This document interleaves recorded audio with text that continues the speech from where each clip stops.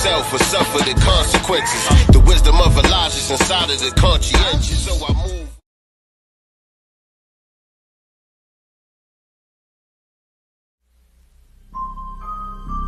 This is America.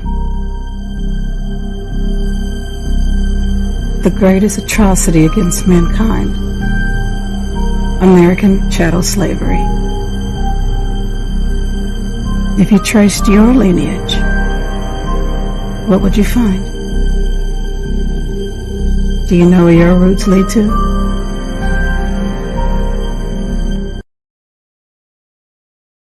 Grace and peace, Black family. This is Vicky Dillard, your sister with the curly braids. And I want you to get ready for the new Master Elements project, The Spear and the Shield. This vaccine isn't experimental. It's like a dandelion. You overlook it for they weird science.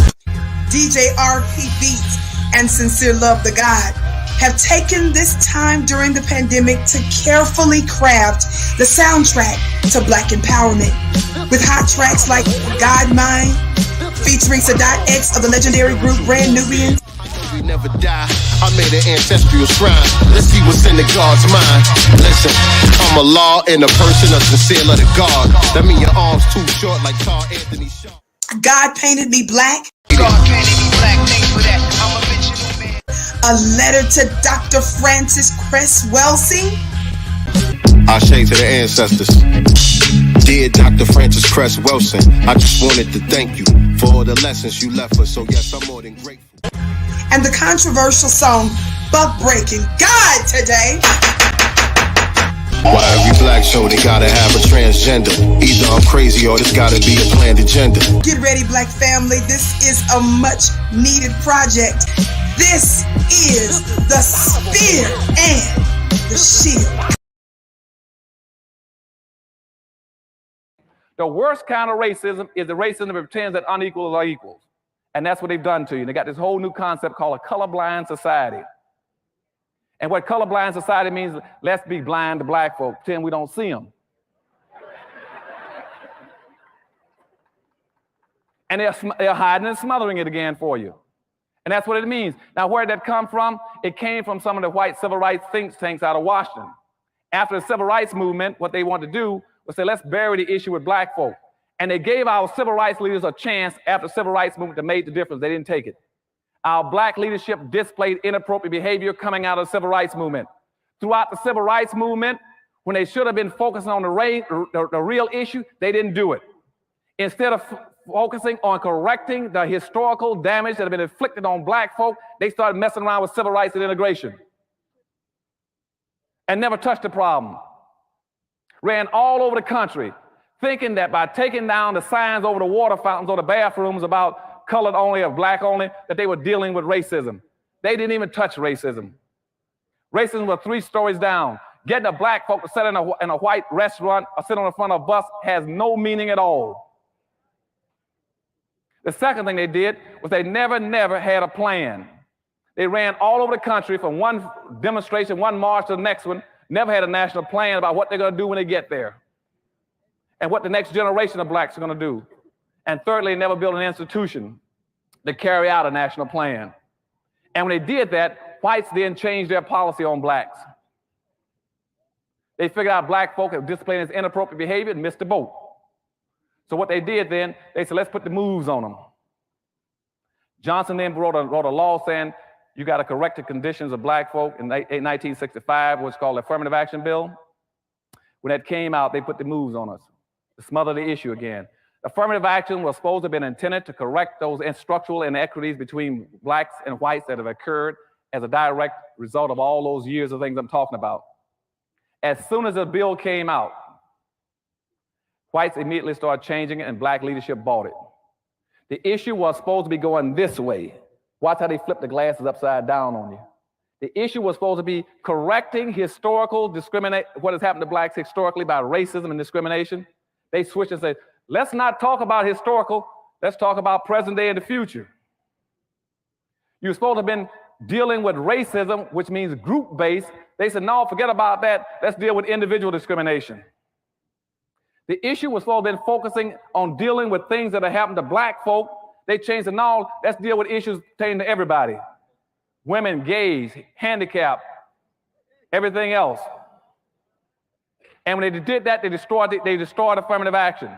Don't even waste your time even chasing affirmative action anymore. It's been destroyed. It was supposed to be helping black folk. Now, what the other groups did, they said now that somebody put out a law to help black folk, how do we become equal to blacks? And that's when the Hispanics jumped up this thing called Hispanic, the concept. Before that, we didn't have anything called Hispanic. But they thought in the early 60s that black folk might get some out of the civil rights movement. So what they did, they went to the table and came up with a whole term called Hispanic. They said, let's go all over the world and find everybody that speaks Spanish and pretend they're equal to black folk. And let's pretend that the Spanish language has been handicapped, Jim Crowed, enslaved, hung, lynched, decapitated, and everything else, and therefore is entitled to be treated like a black person. And they fabricated a new race called Hispanics.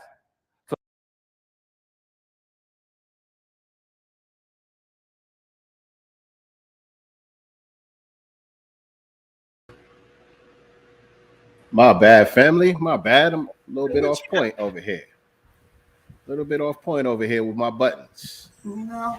Let me get my buttons right. Off them buttons. Peace, family. What's going on? Welcome to another episode of Sincere Love the GodCast. I am the God Sincere Love, here with my lovely co-host, nyctegur. We up in this joint. How's everybody doing? Happy Sunday. Can y'all hear me? Good enough? Yep. Sound good. Look good. All right, thank you. We straight. Let's go. Let's get it. Peace to everybody. Peace to everybody in the chat. Crown 808. B1 for life. Everybody, make sure that you hit that like button. Make sure that you share this out. Let the family know that we are live, chopping it up on Sincere Love the GodCast. What up, A? I see you in the Facebook chat. What's going on, A? Yeah, hit that like button, hit that share button. Make sure you are subscribed to the YouTube channel. If you're watching this on Facebook or Twitter, head on over to YouTube, click the subscribe button and the notification bell so you can be reminded whenever we go live with new episodes of Sincere Love the GodCast. We do this every Sunday around 4 p.m. Eastern Standard Time, 1 p.m. Pacific Time, where we just come on, chop up good game with the family, discuss current events and other things that are important to what's going on in Black society. And also, we are back with season 2 of the Black Business Showcase. We had our first episode last week with Chase the God from Voice of the Ancestors. And I got my new book right here. Mine shipped. 19 white men who admitted there were indigenous Black people in the Americas pre-Columbus. So this is a good, quick read right here. And shout out to my man Chase too, man. In the acknowledgments, I even got a shout out in this joint. Oh wow! I even got a shout out in the acknowledgments in this joint. It's my government name though, so I ain't gonna tell y'all. Y'all gonna have to guess which one is me. Y'all gonna have to guess which one is me. He put my government cheese in there, but it's all good. Shout out to Chase. I got my shipping confirmation, so I will have the 4-part series of those books soon, and I cannot wait to dive into them. Absolutely. Yeah, and that's the Voice of the Ancestors book series. Make sure y'all catch up on the first episode from last week with Chase. That was a great debut episode for season 2. If you have not seen it, you're slipping. Go check it out. All you got to do, actually, I didn't add it to the playlist yet, but it's on this channel. I will create a season 2 playlist, so everything will be organized on the channel. Probably starting this week after we do the next episode this Wednesday. Who we got Wednesday? So Wednesday we have Suede Design LLC. This is firearm, artillery, stuff like that. You have some really good stuff though that I'm excited to talk about because I've never seen this. We've had several, firearm instructors and stores and stuff like that on here, but this is going to be a little different. So I'm excited.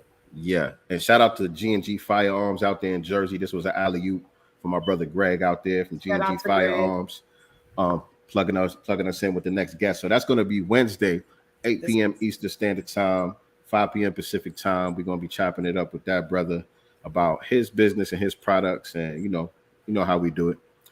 And if you don't know how we do it, you're going to get familiar. You're gonna get familiar.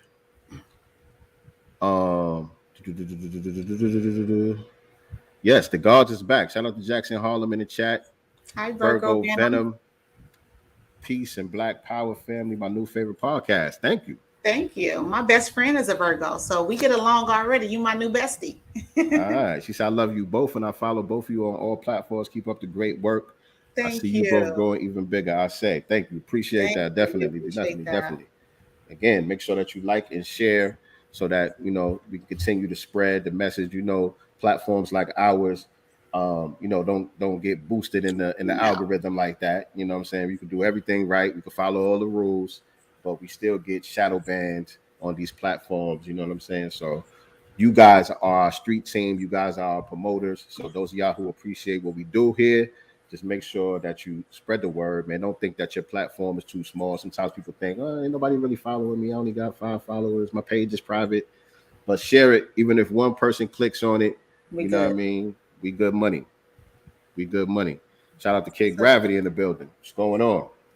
What's up, family? So yeah, y'all saw the clip from the master teacher, Dr. Claude Anderson. He's always on point, ain't he? Right. Man. Right.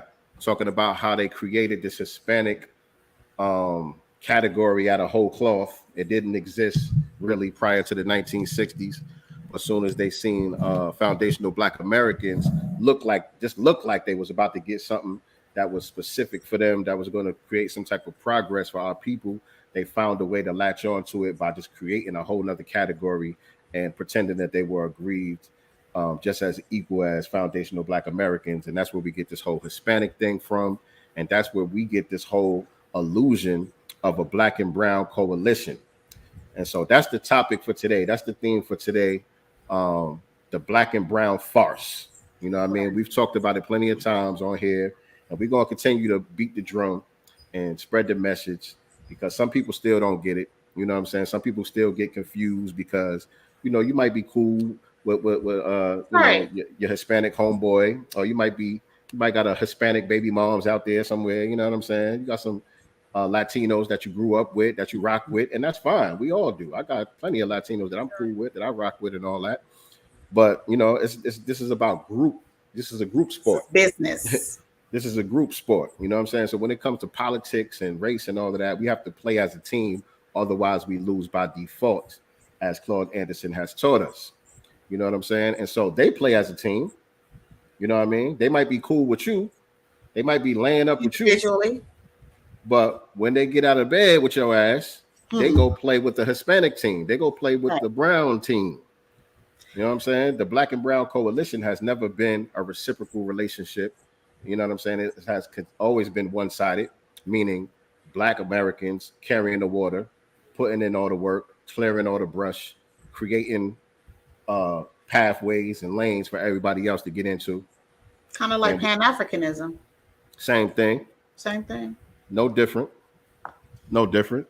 All of these so-called minority groups, immigrant groups, they pretty much fall into the same category when it comes to their relationship to us. It's no different. Everybody is going out of the same playbook. And in actuality, they're all doing the right thing. It's us that have been off code and acting inappropriate. You know what I'm saying? I was going to say that. I was like, you know what? I cannot fault them for thinking like a group. I have to put the ownership on us. You know, when you point the finger, one finger, 3 are pointing back at you, basically. Right. So we have to put that ownership back on ourselves for allowing ourselves to be duped, right? Because, you know, for the powers that shouldn't be, or the, you know, the Black faces in high places, you guys are there and you can see exactly where the resources are going, and you see that they're not even going to your people. So at what point do you raise up the flag and say, hold up, you know what I'm saying? We need to allocate some of these resources to my people, because that's what I promised them when I asked them for their vote, when I asked them to support me. You know what I'm saying? So we've dropped the ball big time. Definitely. It's on us. And that's the reason why we continue to keep bringing up these topics and discuss them over and over again. You know what I'm saying? Because, you know, the repetition is important. You know what I'm saying? Yeah. Because we have to undo the programming. You know what I'm saying? We have to break the spell. And so one broadcast ain't going to do it. We're going to have to keep bringing this up. And so that's the theme, and that's the topic for today's episode on the Godcast, the Black and Brown Farce. And we're going to get into that a little bit more later on. Any things we got to get out the way before we get started? We can tap into some of the news articles before we dive into all the way into our, Black and Brown non-coalition. Yeah. I was just making sure we don't have no special shout outs or nothing this week, no announcements or anything like that. No announcements. We already announced the Black Business Showcase on Wednesdays. We're going to do that again and again and again throughout this broadcast. And again, make sure you guys are liking and sharing. And then we're going to, get in here. Yes, indeed. I do want to give a shout out to the Juicy Genius. I don't know if y'all was paying attention in the beginning to the new advertisement that I streamed in the beginning. But our sister Stephanie over at the Juicy Genius, she has a film that she's working on about our lineage, and so it's just a quick little ad, not even a full trailer yet, but I want to show her some love, so I'll go ahead and stream that again right now. Yeah, let's do that. Actually, she reached out to me yesterday. Yes, indeed. This is America. The greatest atrocity against mankind. American chattel slavery. If you traced your lineage, what would you find?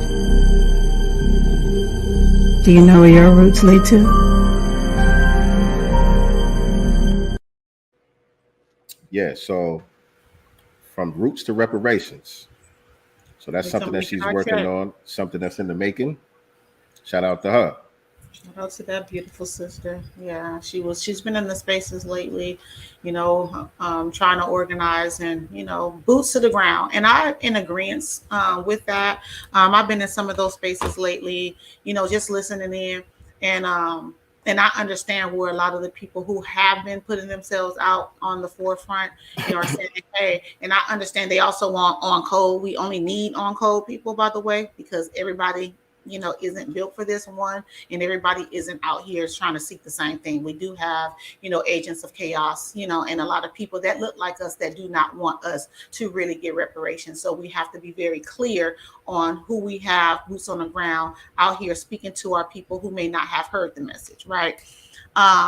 So I am just listening in and trying to learn, because I'm not an organizer. I'm not a protester. I'm none of that stuff. That doesn't mean that I don't want to, gradually get myself into that, but I definitely want to make sure that I'm linking with the right people. I suggest everyone in their state, in their cities, etc., to also link in with the right people and also be boots on the ground. As I'm not sure if any of you guys know, but Twitter has some new rules, especially when it comes to this new election year. They're going to restrict certain things that you can say, which I don't understand that, because as a voter myself, right, I should be able to express, my opinion about a person that's asking for my vote. I should be able to express my opinion about certain policies, whether I agree with or disagree with.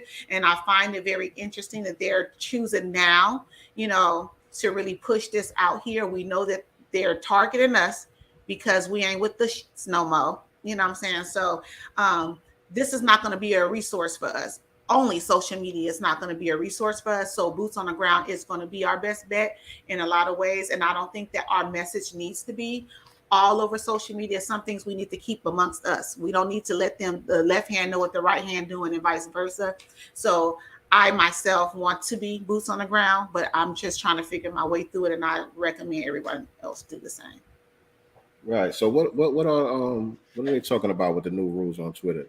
I've seen a little bit about that. Basically, it's just rules about this election, and the rules really apply to the election and certain things that you cannot say. So we're like, well, shoot, obviously we still need to be on here because a lot of people are here. You did have a lot of elders, that kind of tapped into the spaces. They may not be able to get out here, but they're still listening to us. So obviously we may have to codify, some of our words. Tut, for those that don't know it, learn it. You know what I'm saying? We can use some of those words to kind of wiggle our way through the algorithm, because they're definitely going to target us. They're definitely going to target the message. And we all know the message has been reparations. Right. We haven't really said anything outside of tangibles and reparations. So Right. I'm going to have to assume that if you say reparations or tangibles, you're going to be struck. Yeah, because those are the same keywords that they were saying were bots, Right. Russian bots, and all of this stuff before. You know what I mean? So you're absolutely right. You know what I mean? All of the work can't be done online, but online work is very important as It's well. very You know important. what I'm saying? Like, I'm just saying for me, because I'm learning a lot, from Marcel, especially because, and Tariq, because they give us a lot of information that we weren't privy to about our history. Marcel coming with the whole, freedmen policies, what that was for, what that was about. I wasn't privy to that information. And now that I'm learning, I want to make sure that the people that look like me, the people that deserve reparations, freedmen, foundational Black Americans, I want to make sure that they are aware that this is what we need to be fighting for. I want them to know that we are on our way, if not already set to be a permanent underclass, and we cannot allow that to happen. And if that means going door to door and speaking to the people that look like me, then that's what I'm willing to do. yeah. We were able to make things happen and get our people on code before there was a social media. You know what I'm saying? We created, our own social media back in the day. Shout out to Ida B. Wells. You know what I'm saying? And people like that. You know what I'm saying? Even like during the Garvey movement and early days of Elijah Muhammad and them, they created their own media and apparatuses in order to spread a certain message to get people on one code and to move according to that code. So we have people like Roland Martin, though, and Joyless Reed, and all these people who kind of start sounding like us, and you be like, oh yeah, but then they're on a whole nother mission. You know what I'm saying? So some of us we're gonna have to knock on that door. We got to. You have, what's his name? Y'all Uncle Luke has announced that he's gonna be running in 2 years. You know what I'm saying? I knew something like that was coming. I knew something like that was coming. Yeah, I'm like, why all of a sudden this nigga is all up in the political mix? Bingo, right? So, and we know how our people are.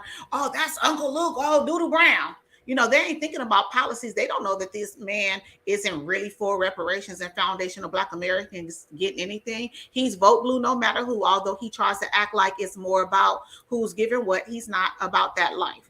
And he's also not foundational Black American. From what I have seen, he has not been on code, not with us. Let's be very, very clear. Hella off code. And so now this fool decides that he wants to run all of a sudden. These are not coincidences. Expect what he want to be, the mayor of Miami or something? No. He's saying a Senate seat, a Congress Senate seat. Mm-hmm. Yeah. Okay, Luther. Yeah. So I just don't think that all of this stuff is, by accident. They just come out here, they're checking the temperature. He's been in a lot of the spaces, talking crap, but then at the same time, acting like he's, with it and stuff. But then you go into other spaces and just kind of sneak in and listen in all the way out cold. Like, nigga, this is what you really feeling. You know what I'm saying? So we already know. We already know what time it is with cats like that, man. So what we got? Where you want to start at today? Let's see here. I'm gonna go into. Should I start? Well, because I don't like using that thing. It throws me off. What thing? In the private chat, because I don't really. Only thing I got over there is just for the main topic. So we're gonna get to those later on, and I'll okay. I'll pull those up on my side.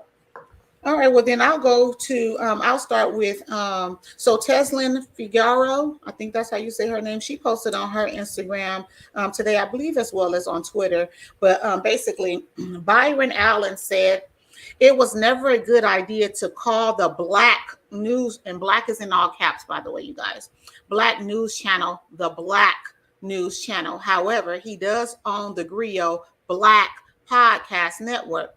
Allen speaks on being inclusive and how more Black, Hispanic, LGBT, and women should have more network ownership to control the images. Mm-hmm. This Black man who's, I guess, intersectional, right? Who doesn't feel like we need to be focusing on Black anything. That's how I take it. I'm glad that he's saying that out loud, very clearly, so that people can't argue with us when we say it. Right. When we say these people are not really black, they're not about black issues, they all inclusive and they're intersectional. When we say it, they can't say we lying because he already admitted it. He admitted it. You know what I'm saying? So that's what I like about it. Yeah, just come on out and say what you really about. But y'all can hear him in his own words. Let me pull that up real quick. Y'all can hear him in his own words, and I know that might be a little small, but y'all can hear it though. I think. Hold on.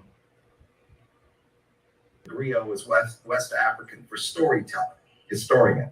So we want the channel to be a lot more inclusive. I never really quite thought it was a good idea, the Black News Channel. I don't think we need the Black News Channel. I think we need a good news channel, a terrific news channel like yours. So the network's going to be a lot more inclusive.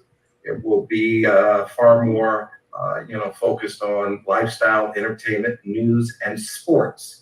So by way of example, we went and did a terrific deal with the HBCUs to license more than 2,000 of their sporting events, which will also air on what is now Black News Channel, what is now the Griot, and used to be the Black News Channel. Controlled media industry, all those media titans. You have been buying up properties. What have you learned over the years doing so?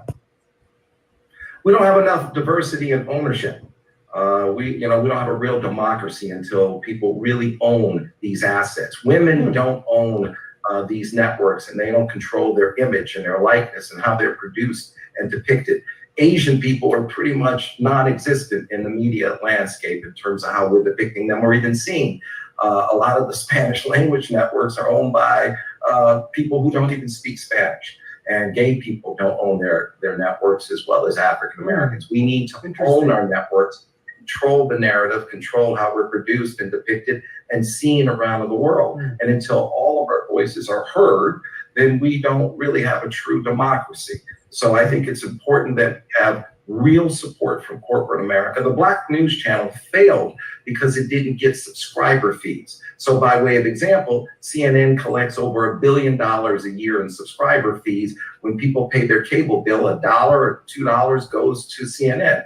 In the case of the Black News Channel, unfortunately, it was zero. And the ad dollars for the Black News Channel equal less than $1 million, $2 million at most on a good day. That means the CEO of every Fortune 500 company, their personal compensation was more than all of the advertising on the Black News Channel, their personal compensation. So corporate America needs to lean in and support diversity and voices and ownership. And that means subscriber fees from the cable operators and ad dollars from corporate America. Corporate America needs to support diversity and ownership and voices.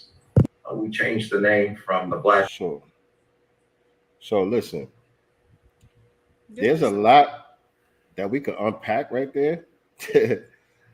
There's a lot we can unpack right there from all of that. But for me, for this segment of the show right here, I think it would just suffice to say it's not a Black news network.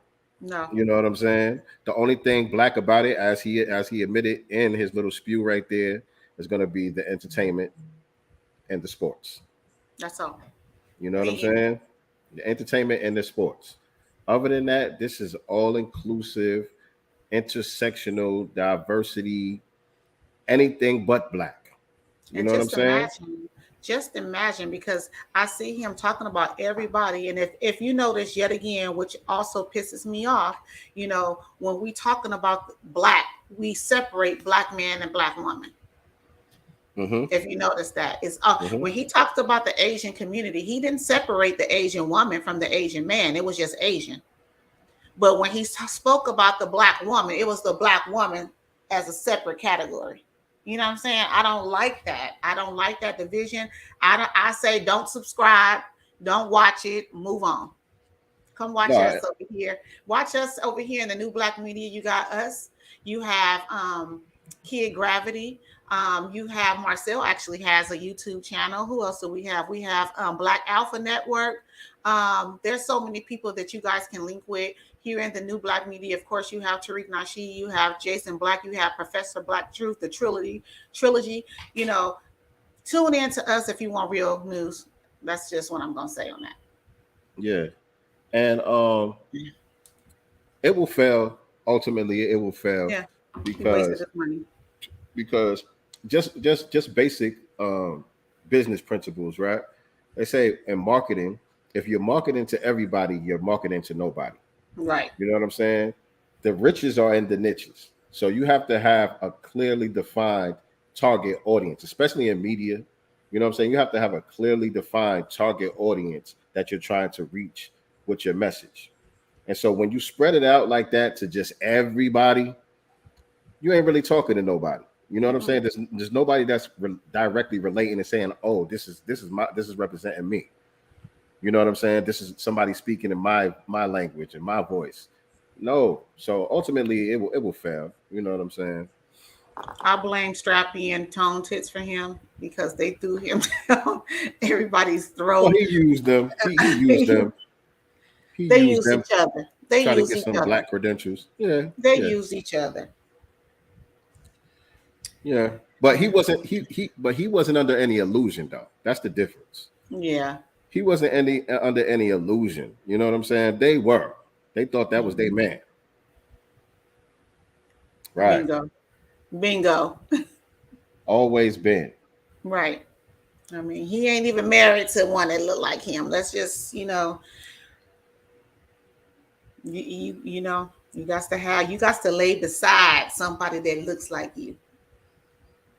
What's the Xfinity thing at the bottom? Where you see that? Oh, so yeah, I'll go into that one. You want to play it? So basically this is this was posted by Chicago activist. His name is Mark Carter. He posted that on his Twitter page. And so this is about, you know, immigrants basically, which kind of ties into our next part. It'll tie more into the next segment of the show. Is it two different videos or you just posted it twice? No, it is two different videos. Okay, so which one should I play first? Because they got the same. I would say the 1 minute first, and then the other one is like 58 seconds. I can't tell. The one at the bottom is actually going to be the longer one. Play that one first. Okay, yeah. Gotcha. Mm-hmm. Gotcha. All right. Let me see what this is about. This is my first time looking at this with y'all. Here we go. Right now, Texas is sending all the immigrants to D.C. and New York. Now, right. Let me give you a live report. All right. They are putting all of those, 6,000 have been sent here. They're all up and down New York Avenue in hotels. They're not in hotels, they're in hotels downtown. And the mayor, Muriel Browser, is doing everything to accommodate them. Wow. Meantime and in between time, we have people in our city who've been waiting for housing for over 5 years. Man, it's 20 years in Chicago. They have been hoarding the Chicago housing money since 2000. There you go. So my solution is, so we all kind of shared our stories, but my solution is shut down that mayor who voted for sanctuary cities. I don't know if our people really understand that our mayors actually voted for this. So we have to go. And that's the reason why I'm saying to you all. Right now, Texas is sending all the. Okay, let me play the next one real quick. Mm-hmm. Did you say? The Freedmen's Bureau? The Freedmen's Bureau. When we compare the Office of the New American with the Freedmen's Bureau, it is the identical office that was supposed to be set up for descendants of American chattel slavery. Correct. The Democratic Party is actively engaging and taking our reparations and giving it to all immigrant groups across this country. Starting here in Chicago under Rahm Emanuel, who is a Jewish immigrant. They came up with this program. And so our charge across this country, not just here in Chicago, but across this country, is to demand that we have the same equal resource office and some since we built this country. Okay. You can't have an office of New Americans and you not deal with the issues of the old Americans, the original Americans, the ones that built this country. So How do you skip over us? So then how do we get this? How do we reopen? Did you say? Okay. Who's Just that? like the Who's Civil that brother Rights that was Act. talking? I don't know who that woman was. I think what it was somebody calling in. He was calling in as well, but he shared it on his YouTube channel. So this was a call in on someone else's show. But yeah, what they're saying is basically kind of like the Civil Rights Act, right? Everybody benefits from the Civil Rights Act except for Black people. Now they've rewritten some type of policy out there in Chicago that's identical to the Freedmen's Bureau, right? So they're using the language of things that were supposed to be for us to hoard resources from us to help them. Right. It's like and I this said. is with the help of Black. These are with the help though of Black politicians, y'all. Mm-hmm. This is with the help of Black politicians. Mm-hmm. It's like I said at the top of the broadcast, man. Everybody is operating out of the same playbook. Mm-hmm. You know what I'm saying? They're not reinventing nothing. Every city, every state that you go to, every different minority group, they're all operating out of the same playbook as it pertains to their relationships to Black people. It's how can we market ourselves? How can we brand ourselves so that we look just as aggrieved as foundational Black Americans, so that we can usurp any type of progress that is supposed to be for them, any type of resources that are supposed to be allocated for them? How can we put ourselves in a position to intercept that? Delineating first. We have to delineate. We have to, because right now they have us lumped into this whole one big nigger group, right? But then when the resources start to get allocated, these people they can play, Black American 1 minute or immigrant the next minute. So delineating is going to be the solution to a lot of this. Yes, indeed. Yes, indeed. And so this thing right here kind of ties right into that right there. We got after MPP, Haitian migrants rush to begin asylum process at crowded shelters. So now we got some of our twins. We got some of our twins who they getting ready to, do the same type of stuff with. You know what I mean? Let's check. Let's read some of this right here. Where is that one? And this is in the border report. This is out of the border report on immigration. This is written by Salvador Rivera. So immigrants, especially from Haiti, anxious to begin their asylum application, have begun descending on service agencies and shelters in Tijuana since Monday, when the Migrant Protection Protocol program, also known as Remain in Mexico, officially ended. So you got people trying to get anywhere that they could go,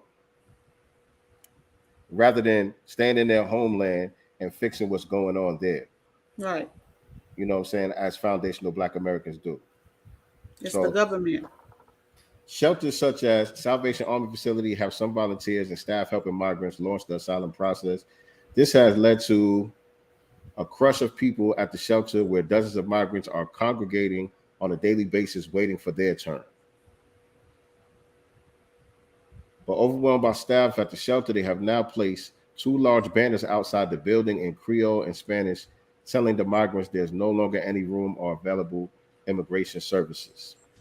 Like, this is crazy. This is crazy. It really is. And then it's sad to say for me, because I do have a heart. Let's be very clear, but unfortunately, these same people will come over here and tell us that we need to work harder. Yet y'all didn't work hard in your own homeland. You worked hard to flee your ass over here and try to hoard resources for yourself. And then you get off cold, yet you look like us. You look just like us. And then you start talking to us like the white supremacists. But you then, out the same mouth, tell us that we need to work hard. Well, where did you work hard at? You came out here that got free unearned benefits. What hard work did you put in? Right. Again, foundational Black Americans have been carrying the water for all of these people. putting in the work and paving the way for all of these people, and everybody has turned around and given us their ass to kiss in return. And so now that the well is drying up on that, you see what's happening, particularly to the melanated ones, because they can't be classified as white. You know what I'm saying? They too damn dark. They can never be classified as white. The white supremacists over here can't use them to boost up their numbers. So, you know, they closing the doors on them. They shutting the borders down when it comes to them. And we, as foundational Black Americans, are not fighting for them. So now they're being scattered all over the damn planet, trying to seek asylum somewhere. You know what I'm saying? When all you had to do was get on code with us. All you had to do was be reinforcements for us. Mm-hmm. Fourth of our citizens are still unemployed. Our food factories are being burned. Oh yeah, yes. It's a lot of that going on. And it's also, a lot of that going on. Jackson, immigration is used by our government. It's used as a weapon against us. That's just what it is. Our government, again, using immigration as a weapon against foundational Black Americans. Period. That's exactly what it's always been. Always. That's exactly what it always been. Even when they were only allowing the white peasants from Europe to come over, that's basically what it was for, to undermine us as a workforce coming out of slavery. We were the ones with all of the skill sets. You know what I'm saying? All of the building skill sets and all of that, all of the job skills. It was us because we built the country. And so none of these other people ain't really know how to do nothing. You know what I'm saying? So when the Industrial Revolution came around and they needed people to work these factories and do all of this different work, they started allowing all the white peasants to come over from different parts of Europe and creating these unions and keeping Black folks out of the unions in order to guarantee jobs for their white cousins to come on over here and get. Right. You know what I'm saying? And we have to always create our own lanes for everything. And so from the beginning, immigration was always a weapon against foundational Black Americans. And we fought for it. That's the crazy shit about it. Right. And now we fought for our restorative justice, and we can't carry anyone with it. We have to take care of home first. Charity begins at home. It's not personal, it's business. That's it. That's it. Straight business. Straight business. So yeah, that's that on that. But yeah, that was crazy. Out of Chicago, I think the first caller might have had some of the details messed up, but the point was taken. Still the same, yeah. Right. And I'll link you to his Twitter page, as he seems like somebody we would definitely want to follow and keep up on what's going out there in Chicago. He seems to be boots on the ground from what I see, as well. So. Oh yeah, he was talking good. Yeah, definitely. And he seemed like he about that life, but we'll see. Also, the Washington Post. So Charlottesville hired a Black police chief to heal the city, right? Then it fired her. Black female. Black female. Don't leave that part out. Black female, if you can share that. So it says the city hoped to become a model of racial reconciliation after the Unite the Right rally, but remains elusive 5 years later. Her name is Rochelle Brackney. The former chief of police in Charlotte has filed a discrimination lawsuit against the city over firing her last year. And I hope she get her money. Right, she deserved it. The first Black woman to head the department wasn't worried about protesters who were a frequent presence outside or street crime. The threat she perceived was unfortunately close. A handful of officers who served under her. Right. And this.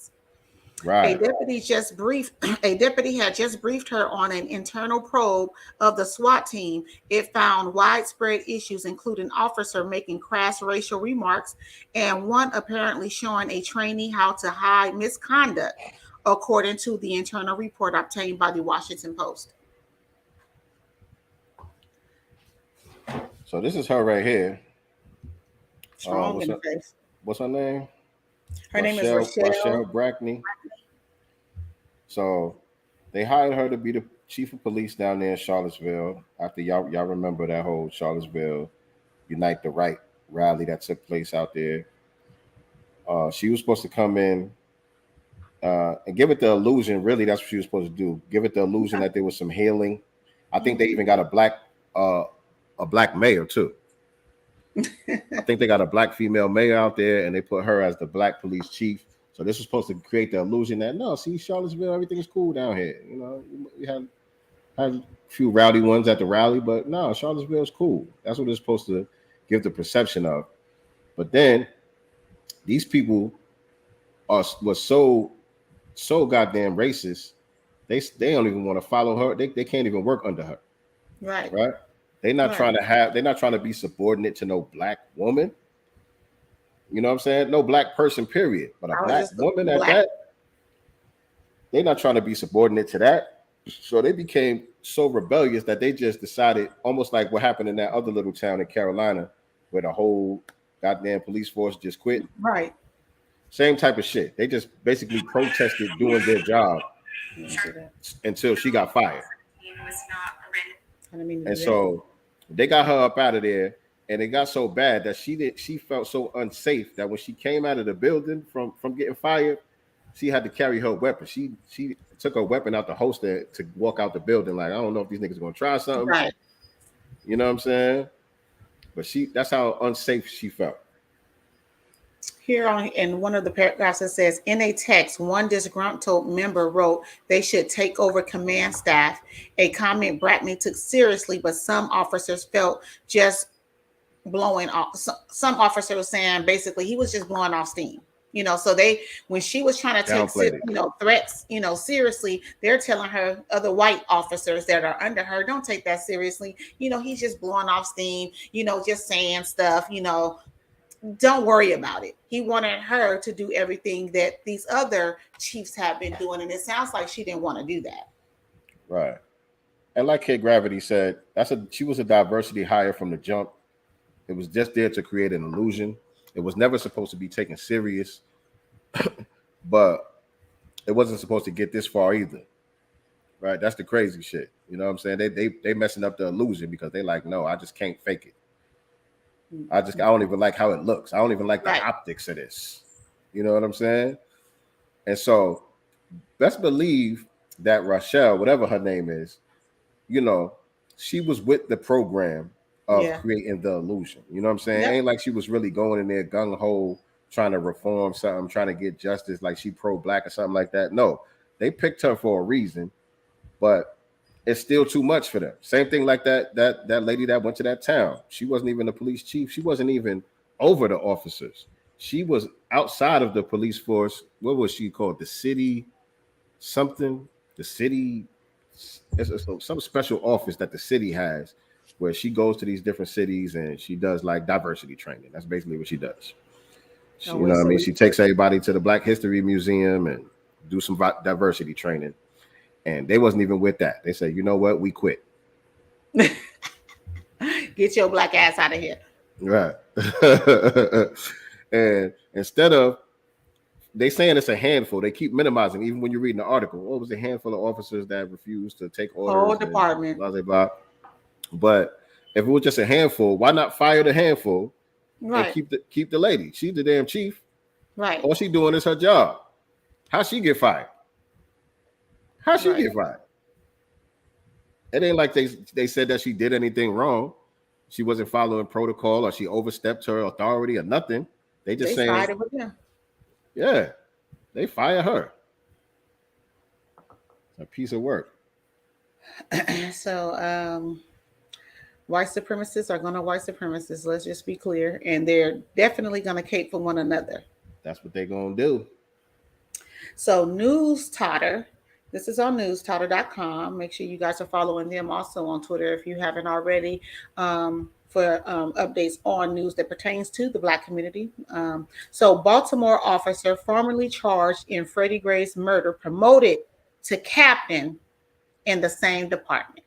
So they didn't even send him to another department or anything like that. We don't want your name out here. That'll bring too much attention. We're just going to promote you over there. Now we're going to promote you in the same damn department that the situation happened in. So, I mean, not that we're surprised because he was never held accountable in the first place. He was never charged, but to also promote him in the same department is just, infuriating, I'm sure, for the people in Baltimore as well as me.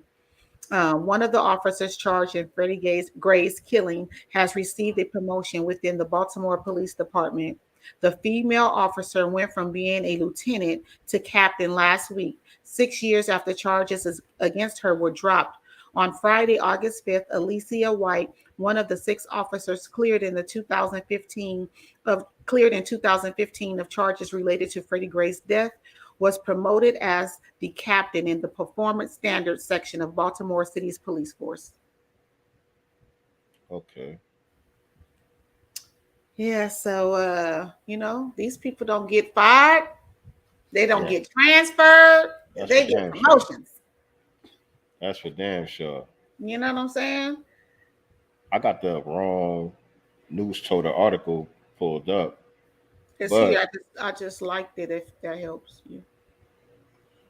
Or it's heart. I put a heart on it. Oh yeah, I got it right here.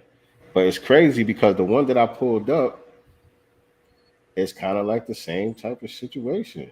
Yeah. But hold on, let me get the Freddie Gray joint up first. And shout out to the news total. News total, I like to use you as a resource on here. Keep doing what you do. Totally. You know, even though I gotta go through all these pop-ups, I'm a rock with you though. Yeah. I'm a rock with you though. I understand. We don't support black over here. Independent media. I understand. You know what I mean? You gotta do what you gotta do. Make sure you get those subscribers and all of that stuff. But goddamn, my nigga, it's a pop-up after pop-up. Let me close all these pop-ups so I can get it on the screen for the family. You just like saying pop-up. All right. So yeah, like you said, man, no surprise here. None. But Baltimore, what y'all gonna do, Baltimore? They done got a show. I forgot the name of that show. Everybody be watching now. They got a lot of the actors from The Wire on there, and got a bunch of crooked cops on there.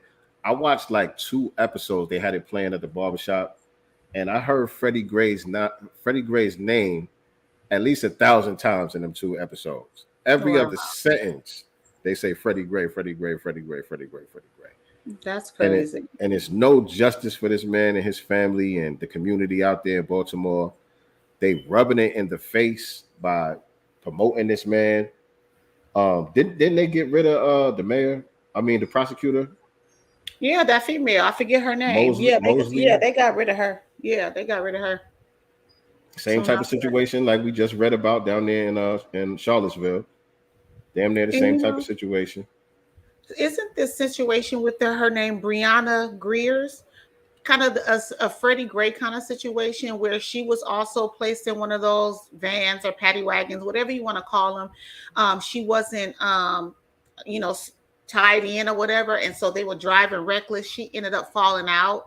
She was in a coma for some weeks and was brain dead. This happened in Georgia, so this is kind of a situation that's going on right now. And to me, it just is reminiscent of Freddie Gray, kind of, because they were driving rough, and somehow she fell out of the vehicle, out of the van. I didn't see this one, but I just saw another one. I think we talked about on here a couple of weeks ago. It was a dude, I forgot what city, was in the back of the paddy wagon. They stopped real quick. They made an abrupt stop, and on purpose. He broke his neck. Yeah, and paralyzed. And they didn't believe him when he said he was hurt. They was just dragging him out of the back and all of that shit. Well, this girl, Brianna Greer, her parents ended up calling 911 for help for her because she was having a mental crisis. They handcuffed her. They did the same thing, put her in that paddy wagon van.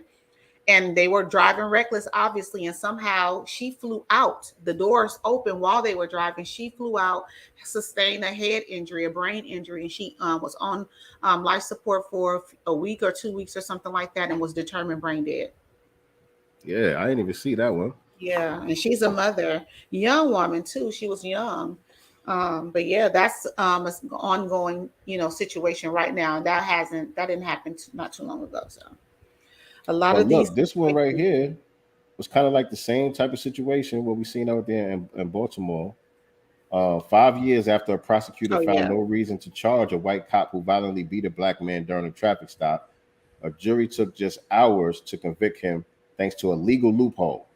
We got to go through all type of loopholes and shit. Hold Right. on. An Ohio man who survived a brutal police beating after a traffic stop in 2017 is claiming victory now that the officer accused, Michael Amiot, however you say that, has been convicted of assault and interfering with Richard Hubert's civil rights. Richard Hubert III, 30, was the subject of a viral video taken on August 17, 2017, in the Cleveland suburb of Euclid, Ohio, that shows him being beaten by Euclid police officer Michael Amiot, who now faces jail time. That's really me on that tape. I really wouldn't even think nothing like that would happen to me like that. Well, start thinking it. Shit, start thinking it. Everybody, don't not think that it can happen to you. You know what I'm saying? Anytime that you can encounter them, even the ones that look like you, understand that it could be you. Right. And we talked about that too a couple of weeks ago. A lot of the inappropriate behavior when people have these police interactions and all of that, because you think it can't be you. Right. And actually, there's one I want to talk about today that I want to get y'all opinion on with the black cop and the sister. Oh, I saw the extended version. So obviously we all jumped on with the let's do it next. Let's do it right after this. Let's do it. Yeah, let's do it right after this. I want to get the family's opinion on that one right there. He said, I really wouldn't think that would never happen to me like that. Hubbard and his girlfriend were on their way to the bank when they were pulled over by Amiot for not coming to a complete stop while making a right turn at the red light. I recently found out I did a rolling stop infraction or something like that, but I recently figured out they just profiled me all the way, Hubbard said. Dashcam video shows that the traffic stop, and after Amiot discovered Hubbard's license was suspended at the time, Hubbard was asked to step out of the car. Once Hubbard stood outside the driver's side door with Amiot standing behind him, the encounter quickly turned violent. And you could just imagine the rest of that story right there. Right. And so I want to stay posted on this to see what that jail time is looking like. Right. Because they're talking about it's a civil rights violation. And my thing is, it hasn't said if he's been fired, right? I haven't seen anywhere where we're talking about. Obviously, he's been convicted, but has he been fired? Where's that? I see it's facing jail time. They don't say how much jail time. Hold on, let me see. Let me go a little bit further into the story and see if they mention anything like that. Is this still on the screen? Yeah, it's still there. All right, let me play this.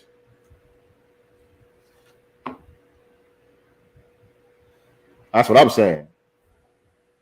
He said the right thing right there, though. He said, I got to see the sentence to know if this is right. This is for sure. That's facts, young man. That's facts.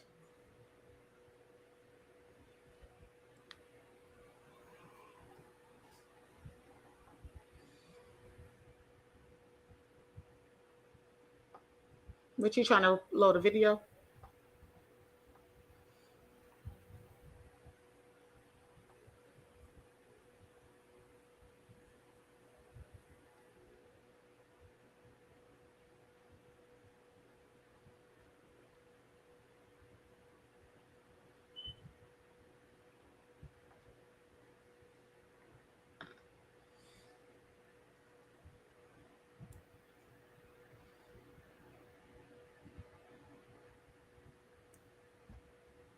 What's going on?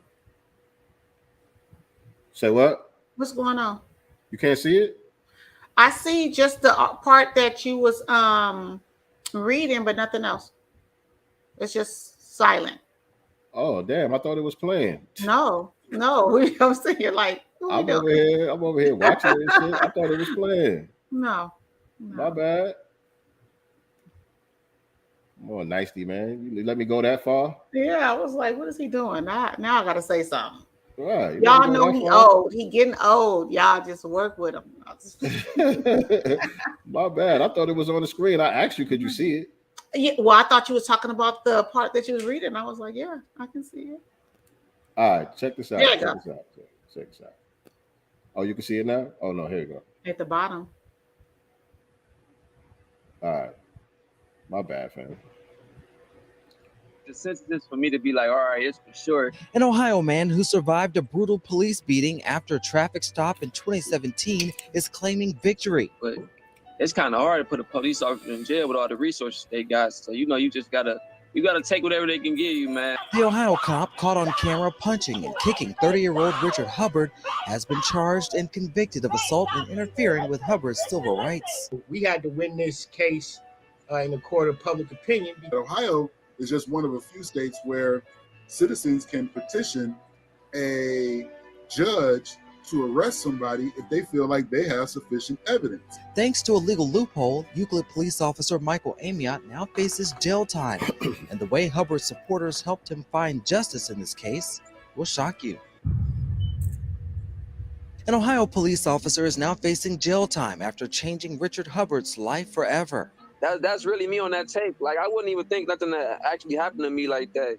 An uneventful trip to the bank resulted in 30-year-old Richard Hubbard going viral when on August 17, 2017, he and his girlfriend were pulled over by Euclid police officer Michael Amiot for not coming to a complete stop while making a right turn during a red light. I recently found out I did like a rolling stop bar infraction, something like that, to that some sort.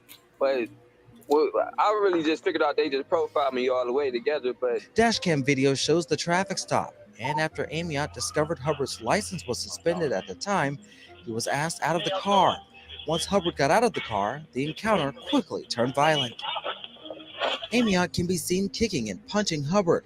Once on the ground, Hubbard is seen slammed several times into the street and punched several times while in a prone position.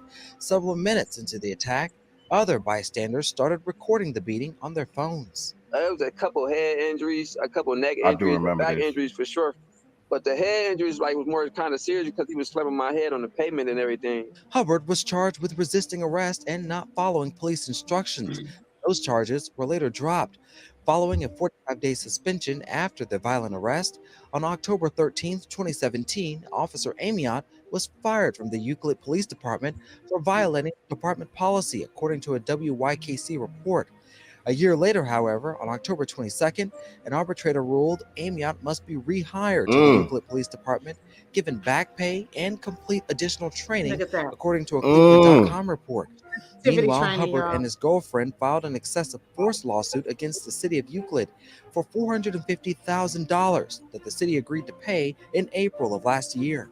I was the whole time like it really wasn't worth the money for me because I was like, I got to get some type of justice other than like getting paid. Like I really wanted him to go to jail. Like that was my main focus, for him to lose his job and go to jail. More than Hubbard wanted to see Officer Amiot held accountable. After the video of the arrest went viral, it garnered a lot of support. We had to win this case in the court of public opinion because even when there's what we consider to be objective visual evidence of, just how bad this was, you got a lot of people who look at this and they still arrive at the conclusion, well, he must have did something. Right.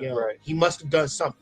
Richard Montgomery, a Euclid resident and community activist, is one of the thousands who saw the viral video early on and supported Hubbard.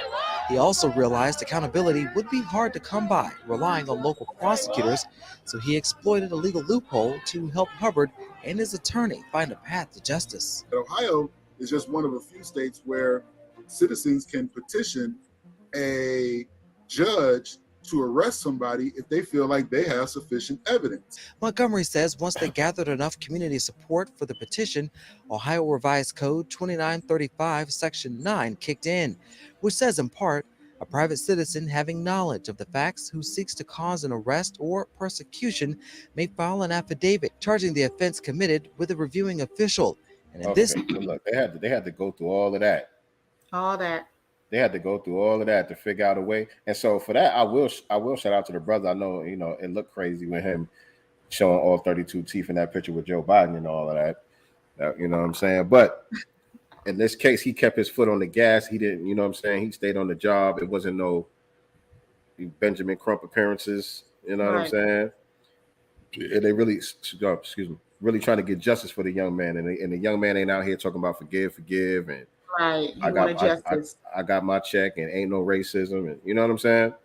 Right. So I would like to know though, why wasn't the other officer involved held accountable as well? Because that looked like both of them were throwing hands to me. Maybe one was throwing more hands than the other, but that was a team sport right there. That was team participation. Yeah, he got jumped. Yeah, he got jumped. He got jumped. Yeah. He got jumped. So yeah, I'm just saying it's good that they didn't give up on the case. They kept fighting, and it looked like they might be able to get the cop locked up. So let's see what happens with that. News told her, keep us posted. Right. Keep us posted. Let us know what goes on with that right there. But yeah, I want to talk about that other video with the sister, because first there was a short clip that came out that was from her boyfriend or her husband's phone, or I don't know if they married or whatever. Hold on. That didn't make him look good, by the way. I just want to say that if he thought that that's what that was doing, it didn't, bruh. It didn't. What you mean? Hold on. What you saying? I mean, nigga, you out here. I got you on camera. That ain't even right. Like, I just. No. Even okay. if But wait. So you saying from the first clip it didn't make him I'm look talking good? about from the first clip. I'm not talking about the extended. I'm gonna stay based off of I'm speaking on the first clip. If we're only going by that did not look cool. Okay. Hey. I think I could agree with you on that part. But now, hold when on. we get to this extended clip of the real situation, where the hell is it? And sis needed to give us all the facts instead of, right. Don't be out here, giving us, partial information. We need to know full context. That's right. it. And y'all notice when the first clip went viral, I ain't posted. I did. I had questions. I had questions from the beginning. I know some of these black cops out here could be worse than the goddamn white ones, but I'm like, hold on, that escalated kind of fast. What's going on here? There's more to this story. I don't see it. I can send it to you. I think this is still the short one, though. I think I went too far. I'm too far back. But yeah, when I first seen the clip, I was like, I don't know, sis. I don't know, because it looked like the man already asked you to sign the paper, and you said no. I agree. Now, did he have to throw around and stuff though? Maybe not. Mm-hmm. Maybe not. At that point, a part of him, it was ego on both of them, hers too, and it started with her. It started with her. Hold on, I want to show the whole thing. Right. All right, hold on. Damn. What? Shit, no, I went all the way back to the bottom. All right. Y'all got to bear with me, man. Y'all got to bear with me. All right. Hit the like button, family. Hit the like, hit the share, subscribe, notification bell, all that good stuff. I'm going to get it up for y'all. I'm going to get it up. Give me a second. But I want to get y'all opinion on this, though. Because, a lot of people, including my co-host, was caping for homegirl. Caped. I had a huge cape on, you guys, with a big S on it. All right, let's see. This the full video. This one here.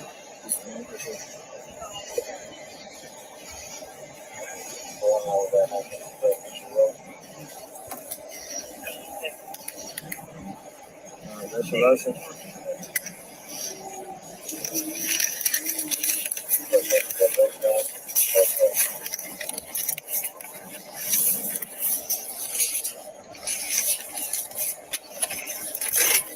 Copy the citation. You have any questions? That's what it is. Come over here for me, ma'am. Can you come here, ma'am? All right, so you're going to receive a ticket for being in the park after hours. All right? Just need to sign right here on the X. But because we're out of, didn't you say we were out of time, so we wouldn't have known that? Yeah, but that's not a valid reason why you should be in the park. And what's your badge number? 7452.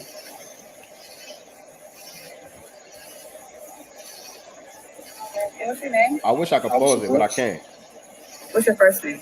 I'm not going to give you my first name. Okay, and I don't have to sign this, right? You do have to sign it. No, I don't. Okay. Well, like I explained to him, if you don't sign it, then you're going to be physically taken to jail. Gotcha. So you're refusing to sign? What's your name? Officer Brooks, 7452.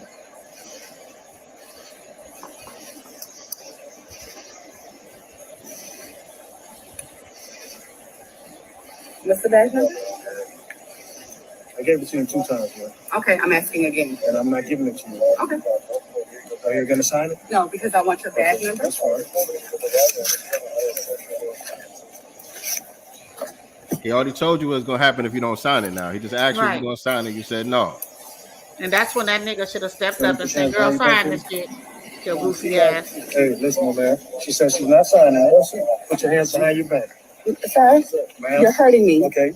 I'm actually Ain't nobody hurting you. I'm sorry. Right. Put your Your hands behind feelings your is back. hurt. Sir. Man, put your hand behind your back. Come on. I need you to back up. I'm just saying, like, I need you to back up. You don't need to touch her like that. She's not putting her hands behind her back. I'm asking a question. I'm just all I'm doing is Put your asking. hands behind your back. Put your She's hands behind your already back. on Under that arrest. fucking Put your hands behind your back. I asked you to sign the ticket. You told me you're not signing it. Sir, Put your hands I'm behind your back. asking you a question. Okay. I'm letting you know. I'm not going to ask you again. I'm going to forcefully put your hands behind your back. But sir, I'm warning you. Mr. Brooks, is this really necessary? I just told you. I'm gonna forcibly. She needs to put, Can I? Okay, you can put your phone down. Okay, Mr. Brooks. Put your hands behind your back. God. Mr. I'm Brooks. not refusing to sign the ticket. I'm going to sign the ticket. You don't have an option now. Because but I'm going to sign the ticket, Mr. Brooks. I'm going to sign the ticket. I'm going to sign the ticket. No, I'm not here to play games with you. I know, but I'm going to sign. Put your hands behind your back. Mr. Brooks, I'm going to sign your hands behind your back. This took 10 minutes. Sit down. Why am I putting my head Take behind her my ass to back? jail. I'm going to sign the ticket, but why am I under arrest? Why am I under arrest? I'm going to sign the ticket. I'm going to sign the ticket, Mr. Brooks. That's all it is. Guess what I'm I asked you to sign the ticket. You told me you're not signing I'm it. going to sign the ticket, Mr. Brooks. I'm You going to don't sign have the that ticket. option now. Why don't I have the option, I Mr. gave Brooks? you 2 options. I'm asking for your badge number, and I wasn't called by Yes, no, who was being combative? No. Mm-mm. Oh my God. Sir, Mr. Brooks, I'm telling you that I'm going And she's still not Put your hands complying. behind your back. Right. sign the ticket, Mr. Brooks. Right. Just I'm going study to sign the talking. ticket. Why am I Shut being the arrested? Can you please tell me why I'm being arrested? Oh my God.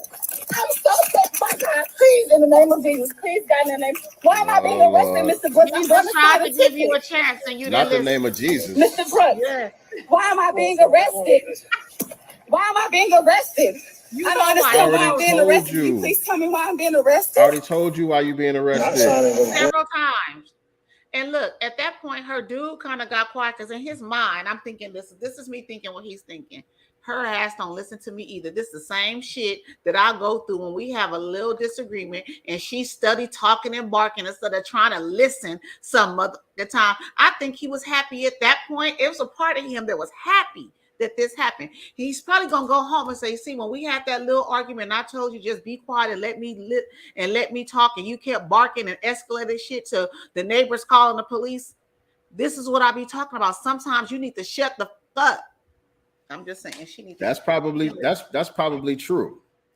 But what's also probably true is they was at the park after hours. He don't really know her like that. He was just about to smash. Oh, That could also be true too.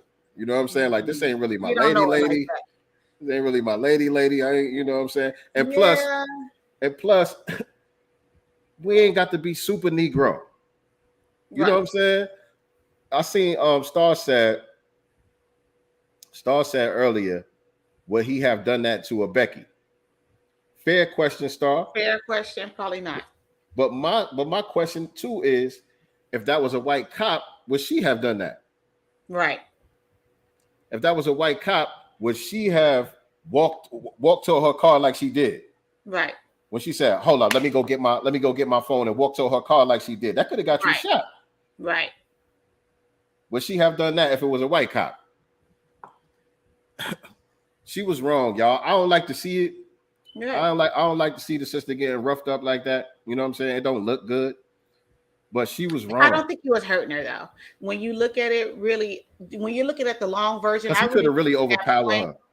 I think that he was really trying to teach her a lesson. I think for him at this point, I don't even feel like it was ego at that anymore. I think it was like, I need to teach her a lesson. You have to listen. I've given you my name. I've given you my badge number multiple times. You didn't even follow the lead of the man that you're with, whether that's your man that you're with or the man. He did everything right. He did everything right, and she should have followed what he did. You guys could have went home, and if you felt that you were getting a ticket unjustly, you fight the ticket in court. That's all you needed to do. It's a ticket. It's a ticket. It's a ticket. You think you're supposed to get a pass because it's a black cop. You think he's supposed to be cool. That was it. You think he got to be cool with you and he's supposed to let you slide. He don't got to let you slide. I mean, it would be cool if he let you slide, give you a warning or whatever, but obviously he about to do his job. So, but he's not doing nothing beyond his job. Right. He's just doing his job. You know what I'm saying? He's not obligated to look out for the cookout. Jackson said the problem is slave catchers and their organization in our country. She was wrong, Jack. Yeah. She was wrong, Jack. That situation was completely avoidable. All she had to do was do the same exact thing that dude did. Sign the ticket. Sign the damn ticket, go home. Now, could he come up in there and maybe giving them a warning, perhaps? Yeah. And I'm gonna let y'all, it's after hours. You guys are not supposed to be in here, and just let him go on home. He could have, but he didn't. Right. But he did his job. And that's the code, Breeze. That's the code, Breezy. Don't fuss, don't fight, don't flee. You behind enemy lines, even if you are dealing with, a suspected white supremacist or one of their black flunkies or whatever the case may be, you behind enemy lines. Name, rank, serial number. That's it. Name, rank, serial number. And he gave it to her, twice? Yeah. He gave it to her twice. You know what I'm saying? And both the times that he gave it to her, you had that phone in your hand now where you could have been plugging in. So what were you doing on your phone? Pretending that you're on social media or recording? Like, what were you doing? You know what I'm saying? She could have avoided this situation, period, point blank. I don't think that she would have done a white officer like that either. I don't. I think that she encountered a black man. And so she felt like she should get the homie hookup. Yeah, she thought that she should get the homie hookup. And she clearly does not respect black men.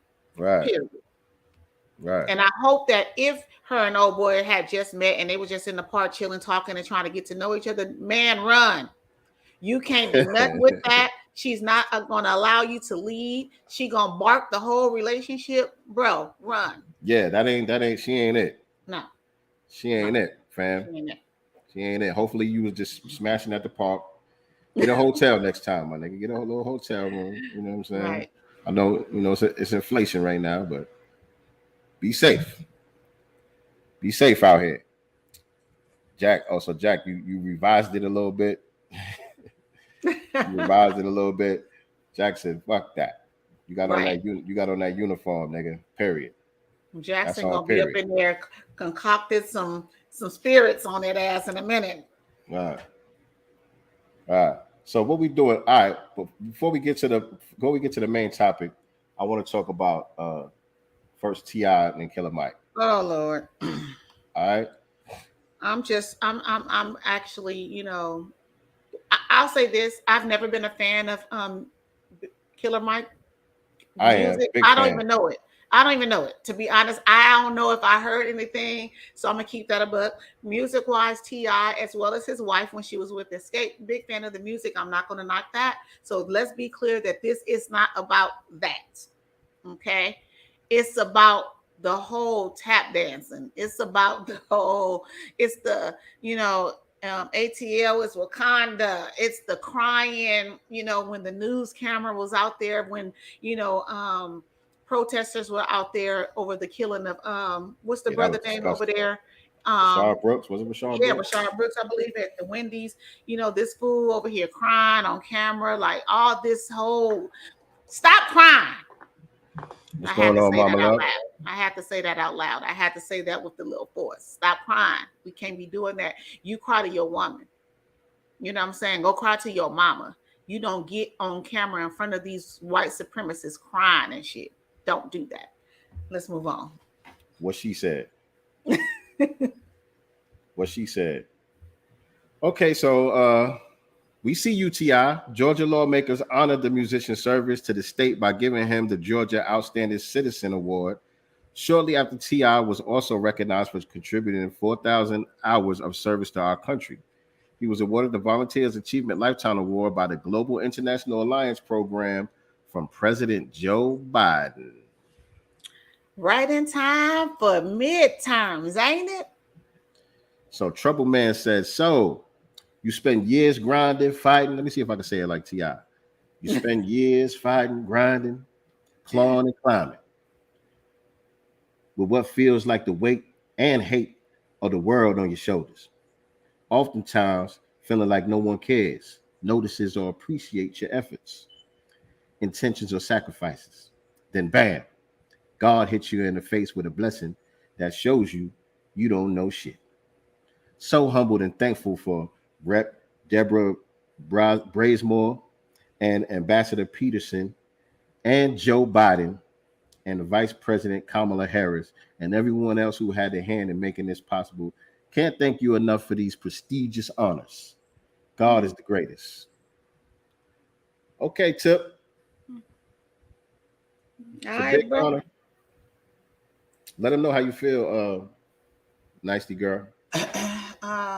I mean, you know, I don't want to say that he doesn't deserve it.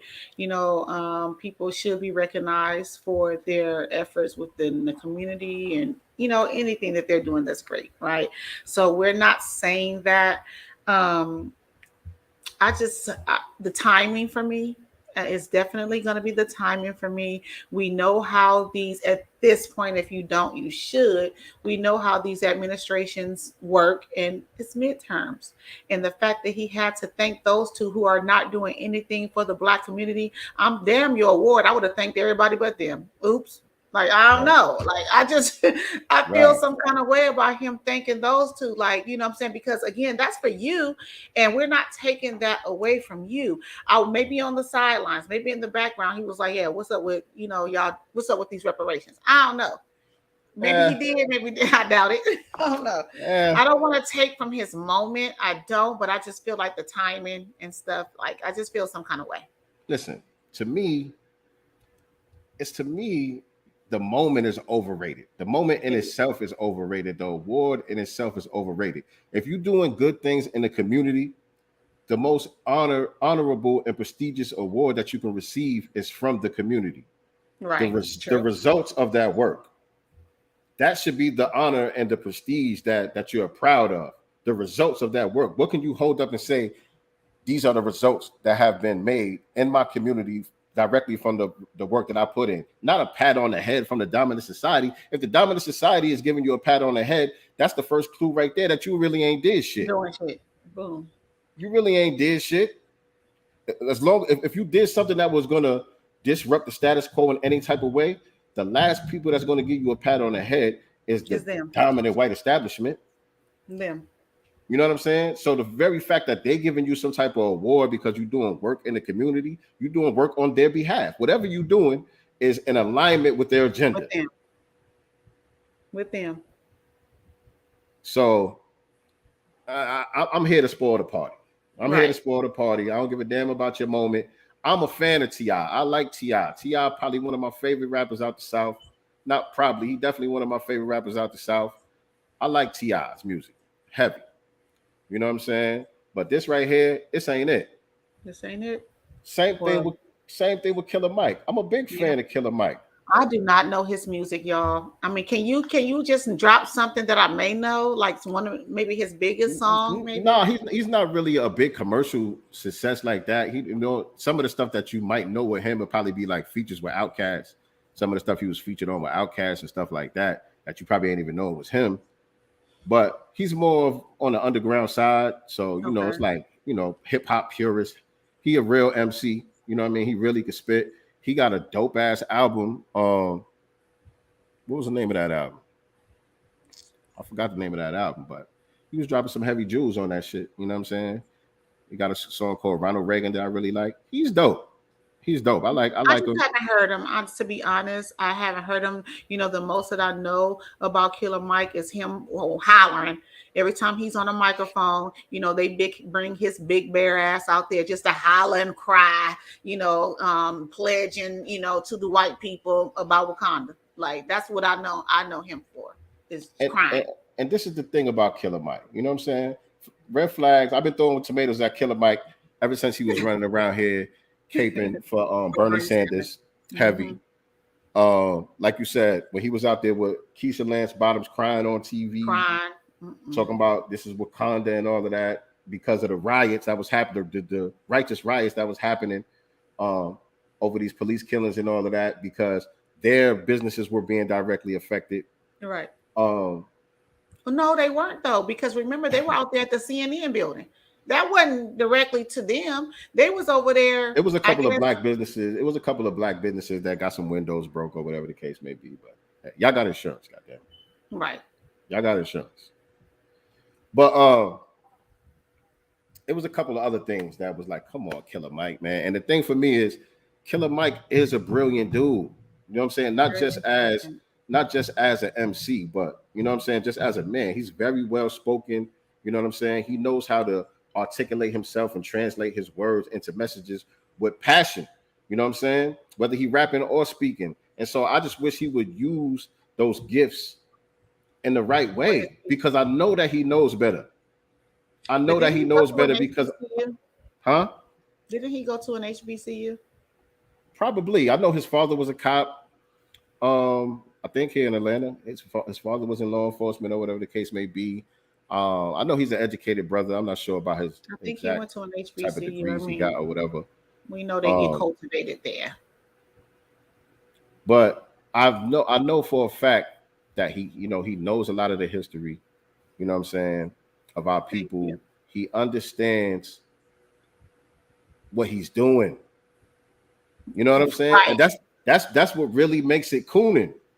Right. That's what really makes it cooning, because you understand what it is that you're doing. Speaking of, as soon as y'all Uncle Luke announced that he was going to be running, Killer Mike jumps right under his mentions and talk about how he's going to support him. Where was that support for Marcel? You know what I'm saying? Like, I'm just saying, because these people know that man exists at this point, because y'all first of all, y'all cool with Tariq. You know what I'm saying? So y'all know what's going on, but you jump down instantly and throw your support behind Uncle Luke, who's a fluke. You know what I'm saying? And was like, yeah, get with my girl Teslin, blah, blah, blah. Like, you jumped on that shit. So again, like you said, he knows. Yeah, and that's the difference between him and somebody like a Trick Daddy. Right. You know what I'm saying? Trick Daddy don't really know all the history like that. You know what I'm saying? He an 85er. 85 was easily led in the wrong direction, hard to lead in the right. You know what I'm saying? So certain things might sound like they make sense to him because you're not tapped in like that. But with Killer Mike, I can't give him that pass. He knows. I know that he knows. Mm-hmm. You know what I'm saying? I listen to his music. Like I said, he be dropping some real shit in his songs. He was dropping some real shit when he was on Hidden Colors. You know what I'm saying? But when you get out here stomping for the Democrats and all of this nonsense, like, and this right here, let me just play it.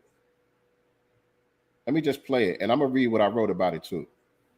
Because sometimes, well, not sometimes, but I know I'm a better writer than I am a speaker. And so I took my time to write the caption for this post, but this is Killer Mike. Hey, how y'all doing? All right, I'm Tahid Else, but my professional name is 2 Chainz. I actually own a couple of businesses in the city, Escobar and Escobar Seafood. I'm very blessed, and I also like to be a blessing to others, and that's what my businesses have allowed me to do. I brought up a real dear friend from me, Michael Render. I would like to yield it to him so he can really talk about the bigger picture here. I'd like to start. How y'all doing? I'd like to start by saying I was here May 10th, and it doesn't seem like we've got much done. May 10th, I talked about the importance of small and local businesses. As Atlanta grows, corporations are going to be coming into here. So somebody's going to have a nightlife in the convention city. It's going to be the owners of Hard Rock, or the owners of Hooters, or the owners of a W Hotel, or it's going to be the little people that went to Frederick Douglass and Maids and Southwest DeKalb and schools like that. The question starts to become, are we going to keep Atlanta a place where local people can grow and thrive here? We've honored 3 people today from Adamsville who grew local businesses or were influenced by that. This ordinance will wipe out the opportunity to do that. We will not be electing council people from here. We will not be growing businesses from here because it will all be turned over to corporations.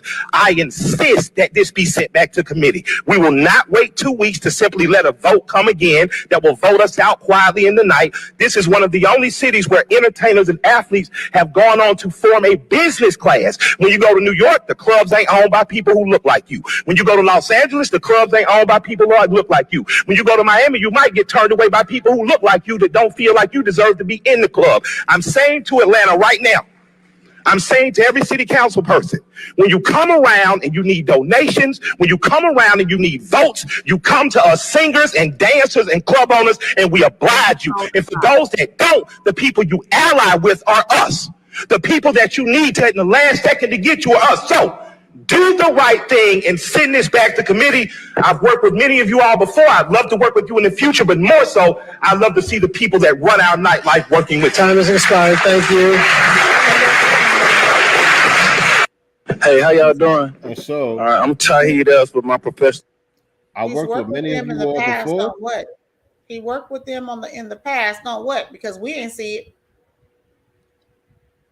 I've worked with many of you all before, and I'd love to work with you all again. Right. So do the right thing. Don't leave me hanging like this. Right. Don't affect me. This ain't about the community like anymore.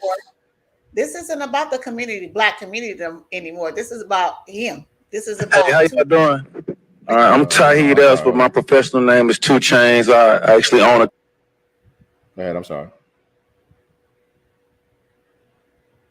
Go ahead, Nicey. I'm sorry. No, I said, who's he working for? You know what I'm saying? I've worked with you people before. I'd like to work with you again. What did you work with them on? On getting out the vote. On getting out the vote. On galvanizing black people to vote to keep them in power. Come on now. I've been putting in work for y'all out here. Y'all gonna approve this bill, and it's gonna directly affect me and my rapper friends. Come on now, we the ones that y'all come to when y'all need to vote. That's what he said. We the ones that y'all come to when y'all need to vote. Yeah. So, like I said, in the caption I wrote, this is not about the people. This is about them and their bottom line being threatened. Now they feel betrayed because they've been successfully misleading the people to vote for the very people who are now forwarding the interests of corporations who plan to wipe out the businesses of these celebrities. With all their rap money, they still cannot compete. All they can do is stunt on other Negroes with their Rolls Royce whips, quote unquote, and chains, quote unquote. If they were to properly use their influence to galvanize the masses to put pressure on the political structure to produce tangible resources for black people, then we would have an economic base in place with the ability to actually compete on an economic battlefield. Remember, it's warfare. Instead, we have a handful of hand-picked Negroes who've been elevated to a position of comfort, and the rest of us are supposed to live vicariously through them. Well, I ain't got no sympathy. Either we all will have the ability to be comfortable in a system of justice, or we will all be completely and thoroughly uncomfortable in a system of non-justice. Shout out to Jason Black. Period. You know what I'm saying? And so that's the problem that I got with Killer Mike. I know that he knows exactly what he's doing, and he's making it clear. When you listen closely to what he's saying, this is obviously an appeal to that deal, that unspoken deal that they have. Be like, I held up my end of the bargain. Now what y'all got going on now? I held up my end of the bargain. We got y'all in office. Y'all came to us when y'all needed to vote. We did what we had to do. We got the people to vote for y'all. And now y'all working with the corporations to come in here and wipe us out. Right. And the thing is, all they had to do from the get-go was empower other people, not just get in the door Themselves. and then close the door on everybody else. Empower other people so that you could build infrastructure, build corporations that are able to compete with the Hard Rocks and all of these people that you're talking about. And the other thing is, only thing you're talking about is nightlife, as if that's some type of power move. For us, right. Right. You know, you heard that. It's As if really, that's some it's type just of the power move. entertainment. It's We're not just talking the about entertainment. no grocery stores, you know what I'm saying? No banks. And you know, you was the one talking about Bank Black and all of that stuff. I was just gonna say that. And also, you don't know how to fish. Y'all not ready for this. Y'all not ready for that yet. The only thing you, with your money and your influence and your connections out there, you're not putting the very things that we actually need in the community. Right. And you know exactly what we need. Remember, he did the whole show on Netflix where he went around. He was trying to buy black, strictly black, for I forgot how long it was. Crip Cola, remember Crip Cola? Yeah, it was supposed to be a couple of days where he only spent money with black businesses, and there was so much things that he was not able to do because the black businesses just don't exist in certain categories. So you know what we need, and you wouldn't have a problem going to a black nightclub in Atlanta. That wouldn't be a problem. You know what I'm saying? So yeah, man, Killer Mike is like a big disappointment for me, man. My brother, I don't know if you guys follow him on social media. They took his page down so many times, but it was Attorney Awesome. I think it's official Attorney Awesome now. But anyway, he did a live one time, and he has a organization out there in Jacksonville, Florida called BPM. And so he was just, on live, and now it happened to be on there that night. And Killer Mike came on and just like, I love what you do, blah, blah, blah.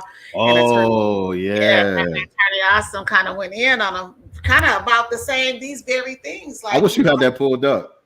You know what? Because that page got blocked, but he does have it on his YouTube channel. He was able to put it on his YouTube channel. He snapped on Killer Mike. Killer Mike wasn't expecting that either. Killer Mike was like, hey, what's up, man? He came on there like saluting the brother, giving him his props and all that. The brother sat there. He let Killer Mike shower him with all the props about all the good he was doing. Killer Mike, yo, salute you, man. I see you out here doing your thing, brother. And he said, yeah, well, brother, I wish I could say the same about you. Yeah, it's official Attorney Awesome now. It's official Attorney Awesome now. I actually support his organization. I support his brother Zeke, who also does mixed martial arts. He gets, travels and stuff like that. So I also support his brother when they need us or need me or whatever. But yeah, if you guys want to check it out, you can hit up his YouTube channel. But it's there. It was a great one. But listen, we're gonna get into the main topic. But if you could find that clip before we get out of here, I'll play it. Okay. If you can find that clip before we get out of here, just put it in the private chat and we'll get it. We'll play it before we get off of here tonight. Okay. But we're gonna get into the main topic, man. And so we're talking about the Black and Brown farce, the Black and Brown coalition that never existed. Right? That's what we're talking about. And so where should I start, man? Let me see. Excuse me. Actually, I want to start with this little movie clip just to kind of change the tempo a little bit. Hold on. As we transition into the main topic for tonight, let me start off with this little clip. I forgot what movie this is. What movie is this from? Hold on. And this is fair use, by the way. I already got the what's the name in the description? The fair use law and the description. But again, this is fair use. And let me see if it says it in the description over here. This was from Hanging with the Homeboys. Y'all remember that movie from the 90s? I think it was in the 90s. Mm-hmm. Hanging with the Homeboys. And this is just a funny example of what we're talking about here, man. The non-existent Black and Brown coalition. Let's get into it. Yo, who invited you here, man? Jose. Jose. Jose. Which Jose, huh? Point him out. Probably not here. He's probably late or something. What's his last name? Mendez. It was Mendez. Mendez. Correct. No, what's president? Could have been president. Vasquez. Jose Vasquez. You know what I think, bro? I think you're full of shit, black boy. Is that what you think I am? I'm black. I'm Dominican. You're Dominican? See. Get the fuck out of here. Let's go. I got to get it. The fuck we do? Get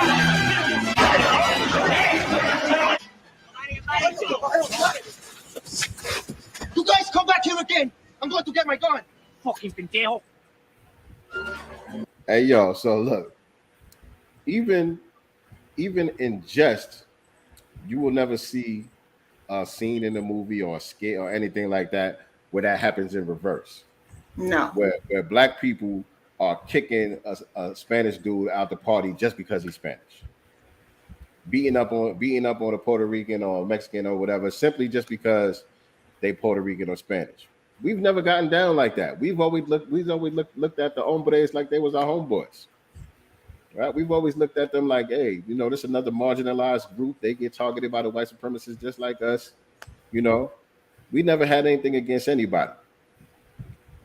But it's never been reciprocated, right? And so that's what we're talking about on today. So hit the like button, hit the share button. Make sure you are subscribed to the channel. Again, if you are watching us on Facebook or one of the other platforms, please head on over to the YouTube channel. Just type in Sincere Love to God, click the subscribe button and the notification bell. Right? So, okay, another clip I want to show y'all. About this sister. I think she's from Costa Rica. Let me get this pulled up. Yeah. Her family is from Costa Rica. She was living in New York, and she talks about how growing up in New York and she used to go to the Dominican hair salons and all that. They didn't know she spoke Spanish. They didn't know she understood Spanish, and they be talking shit about her up in the salons and all of that. It's real interesting what she says though. Let's check this out.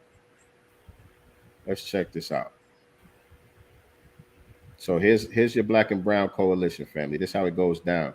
And the important thing to remember is when we talk about this, the anti-blackness and these Latino communities, it's not just about us foundational Black Americans, right? They have that anti-blackness within their own culture. Yes. The dark-skinned people within their own culture are hated on and discriminated against. You know what I'm saying? The dark Latinos, when you go to these countries, Puerto Rico, Dominican Republic, Mexico, you know, down in Middle America, Latin America, South America, and all of that stuff, any of these places that you go, the dark people live in the ghettos and the barrios. You know what I'm saying? The people that's promoted in their media and all of that are the ones that look like they're Italians or something. But check this out. My mother was an immigrant. She was from Costa Rica. So I always knew I was Black. When I went to Costa Rica, when we went to Limon, that's on the other side. It's Caribbean. The culture is different. The food is different. Everything is different. So I always knew that I was Black. And it, like you said earlier, it wasn't associated with anything negative. It was beautiful because Limon tiene sabor. Limon has flavor. Like, so it was something to be proud of. But sometime around middle school, we moved from Flatbush. And Flatbush is Caribbean, and it's a place where my mother felt very comfortable, and it was a place where I knew how to function. We moved to Bushwick. Bushwick in late 90s, early 2000s. Bushwick was still very much Puerto Rican. It was not getting gentrified. It wasn't cool. It was Bushwick. If you don't know that I speak Spanish, then you are likely to say a lot of things as you blow out my hair. And I heard many things, many comments on the color of my skin, on my weight, and I would come home and tell my mother in her righteous indignation would walk with me to the salon, and she would blurt out with this beautiful quick Spanish that I could not emulate because I was born here. And she would tell me to defend myself, but how do you defend yourself against an entire salon that is saying that you're not beautiful, that you have pelo malo, or like, so it's interesting, right? Like, my understanding of being Black within the context of Costa Rica was never negative. Coming here, being in Bushwick, to be Black and to be Hispanic or to be Latino was never the two shall meet. That was when I realized, oh wow, I am Black, and I'm straight. And so what she said right there. But I just realized I'm Black. No, because look, she said she always knew she was Black, right? Growing up, Costa Rican household, she was in the Caribbean part of town in Brooklyn, and Flatbush and all of that. And so, it's Caribbean. It's Caribbean out there. And so, you got English speaking Caribbeans, French speaking Caribbeans, Spanish speaking Caribbeans, but the majority of them, they all look like us. You know what I'm saying? They all look like us. So being Black is kind of a default. They define themselves by their specific cultures. We Caribbean, we all live in this community because we all Caribbean, but then it breaks down to Haitians over here, Trinidadians, Jamaicans, you know what I'm saying? Costa Ricans, based on the language, the food, the different cultural customs, stuff like that. But everybody's Black. And so she talked about when she went to Bushwick, which there was majority Puerto Ricans and Dominicans over there. That's when she understood that there was racism within the Latino community now, because even though she was Latino, she didn't think it was anything wrong with being Black growing up here. That means her mother didn't tell her about the racism back in Costa Rica, though. Right. You know what I'm saying? Her mother didn't tell her about that part of the game. Well, because they had the Black people in a whole other area, so she probably really didn't encounter the white-looking ones, I guess. Maybe. But that's the thing right there. The fact that you have to be in a whole nother area. Yeah. That's the racism right there. It ain't about nobody calling you out your name or teasing you about the color of your skin or anything like that. It's the fact that you are all huddled up into the goddamn ghetto. That's the racism. You know what I'm saying? And so she left her vulnerable without teaching her about that. You know what I'm saying? So when they got the Bushwick, now you got, like she said, the Puerto Ricans and the Dominicans, who a majority of them are still dark too, but they think they're Europeans. You know what I'm saying? They think they're just dark-skinned Europeans. And so they don't know that she even speaks Spanish. You know what I'm saying? Talking shit about her. And so now she's saying, but taking her money. Right. Of course. Everybody go to the Dominicans to get their hair blown out. Right? So they don't got no problem with that.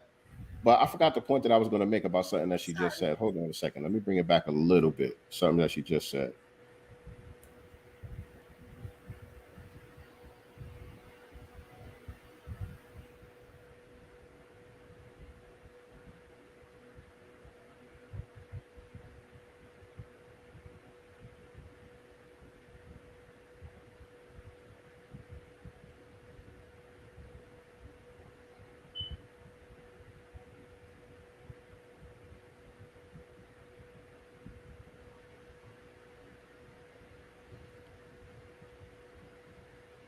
That's what I wanted to say. And see right here, she's just getting more confused. That the racism just pushed her deeper into the confusion about her identity, right? But what I wanted to say was to the so-called Afro Latinos out there, let me rewind it a little bit because she said it. To the so-called Afro Latino community out there, there's no such thing. They don't acknowledge you all as being Latino at all. They just look at you as Black, period. Let me see what she said to that. No, before that.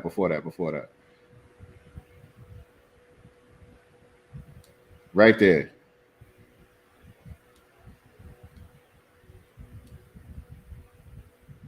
Right. So she's saying being Black, she was never acknowledged as a Latina. Because even though she speaks Spanish, her family is from a Spanish-speaking country, but her Black skin disqualified her from being Latina. Latina means white, European. That's what it means to them. So to all y'all Afro Latinas, y'all not included. They're not talking about y'all. When they got if you look at, and I'm gonna pull that up, matter of fact, while I'm talking. They know.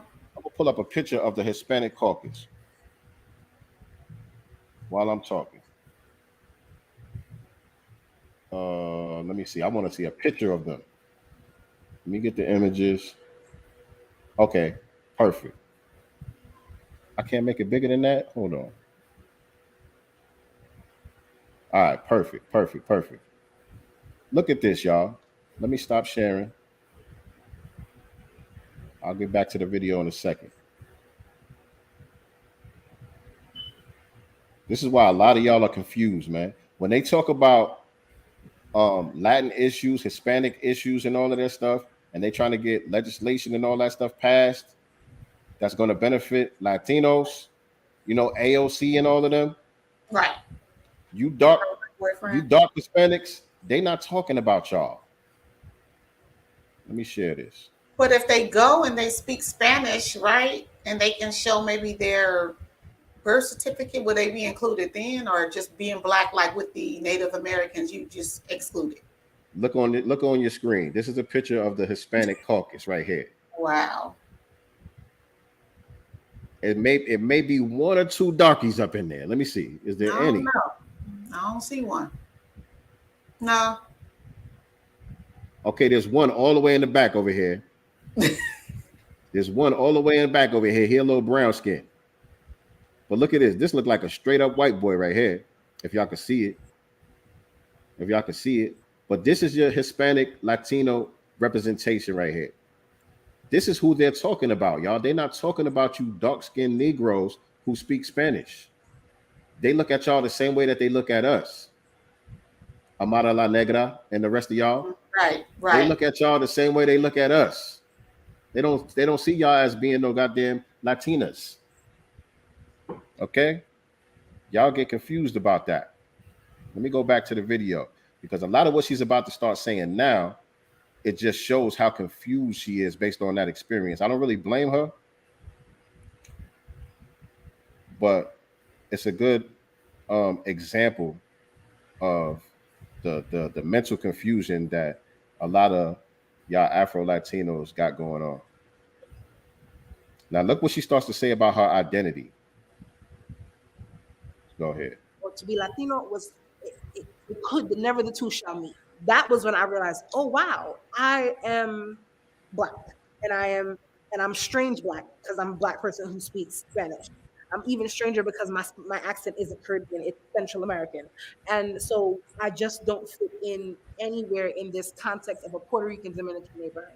And so at that moment, I made conscious decisions to say, well, I'm just not going to be Latina anymore.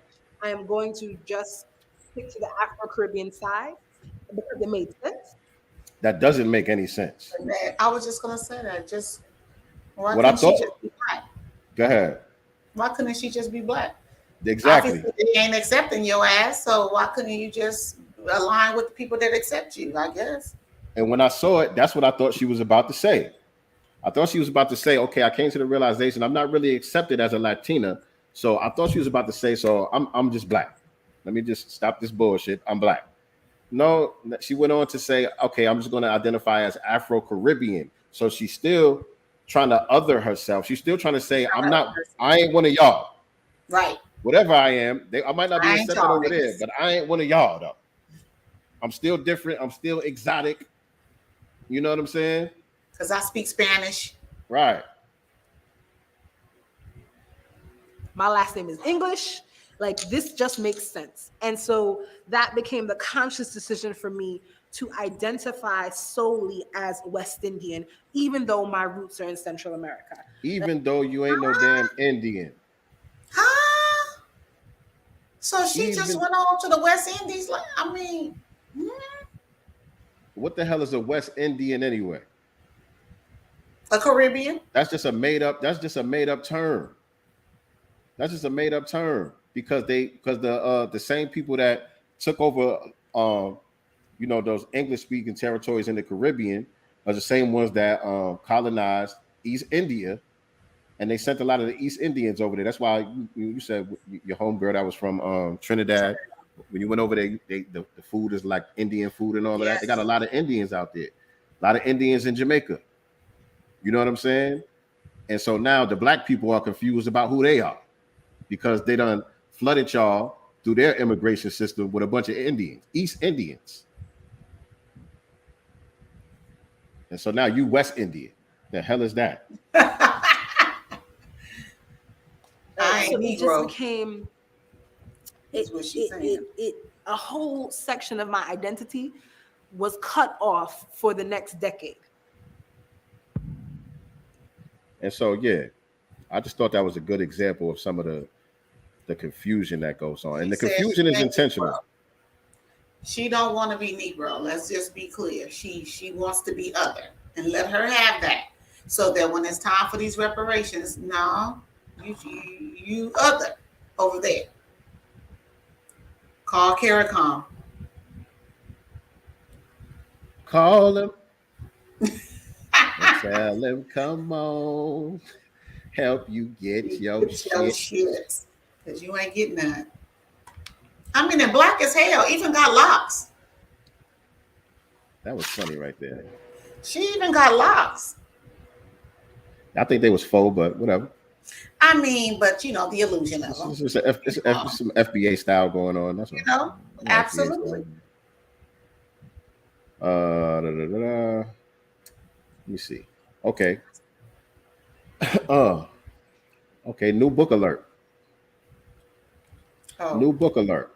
Professor Tanya Hernandez examines Latino anti-black racism in her new book. So this is coming from the horse's mouth. Somebody documenting the real truth about the anti-blackness that goes on in their culture.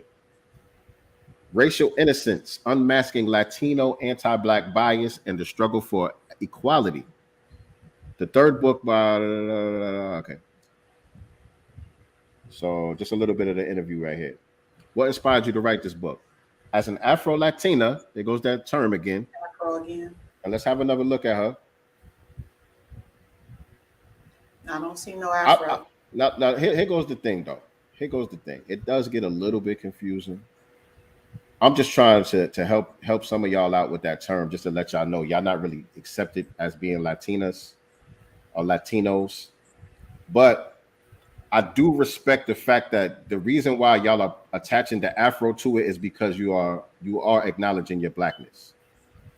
Okay. So with that said, before you read further into this, you know who I understand they want to acknowledge it, but when? You know what I'm saying? Because for case in point, Lala Anthony, right?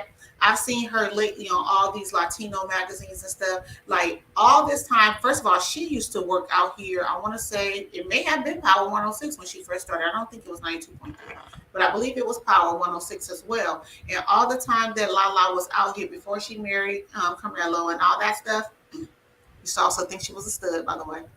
I put it out there. But anyway, everybody thought she was black and she presented herself even, you know, as black, you know what I'm saying? And it wasn't until lately to me that she started saying this whole Afro-Latina thing, you know, and they've been publishing her on these like Latino magazines and stuff like that lately. And I was just like, well, when did this part come out? Because you've always been black to us here. You know what I'm saying? And the characters that you play, you know, now that you're getting into the acting realm, has been black characters. It ain't no Afro-Latina, nothing. It's been black. You've been Keisha. You know what I'm saying? And that's where the tethering comes in at. Yes. That's where the tethering comes in at. They actually tell these people, the Afro-Latinos, the Africans, the Caribbeans, a lot of times, people that some of the actors and stuff that come from the UK and all of that, they actually hide their identity intentionally. Like I heard Idris Elba talking about when he first did The Wire, he was even doing interviews with his American accent because his handlers were telling him they didn't want people to know that he was from the UK. Wow. They didn't want people to know that he was British. And so he was cosplaying as a Black American even off camera. I mean, you know, off the show. Right. You know what I'm saying? Recently, I saw a clip of the lady that works at Essence now. She's Kenyan. It's a Kenyan woman that runs Essence over there. And she was talking about when they were putting together, I think it was the Essence Fest for this year or maybe some other event that they got coming up. And she was talking about there was a whole conversation in the meetings about whether they should tell people if she's Kenyan or not. You know what I'm saying? So, but the reason why they're doing that more so now is because they understand the conversation that we're having as far as delineation. But even prior to this, they were doing that.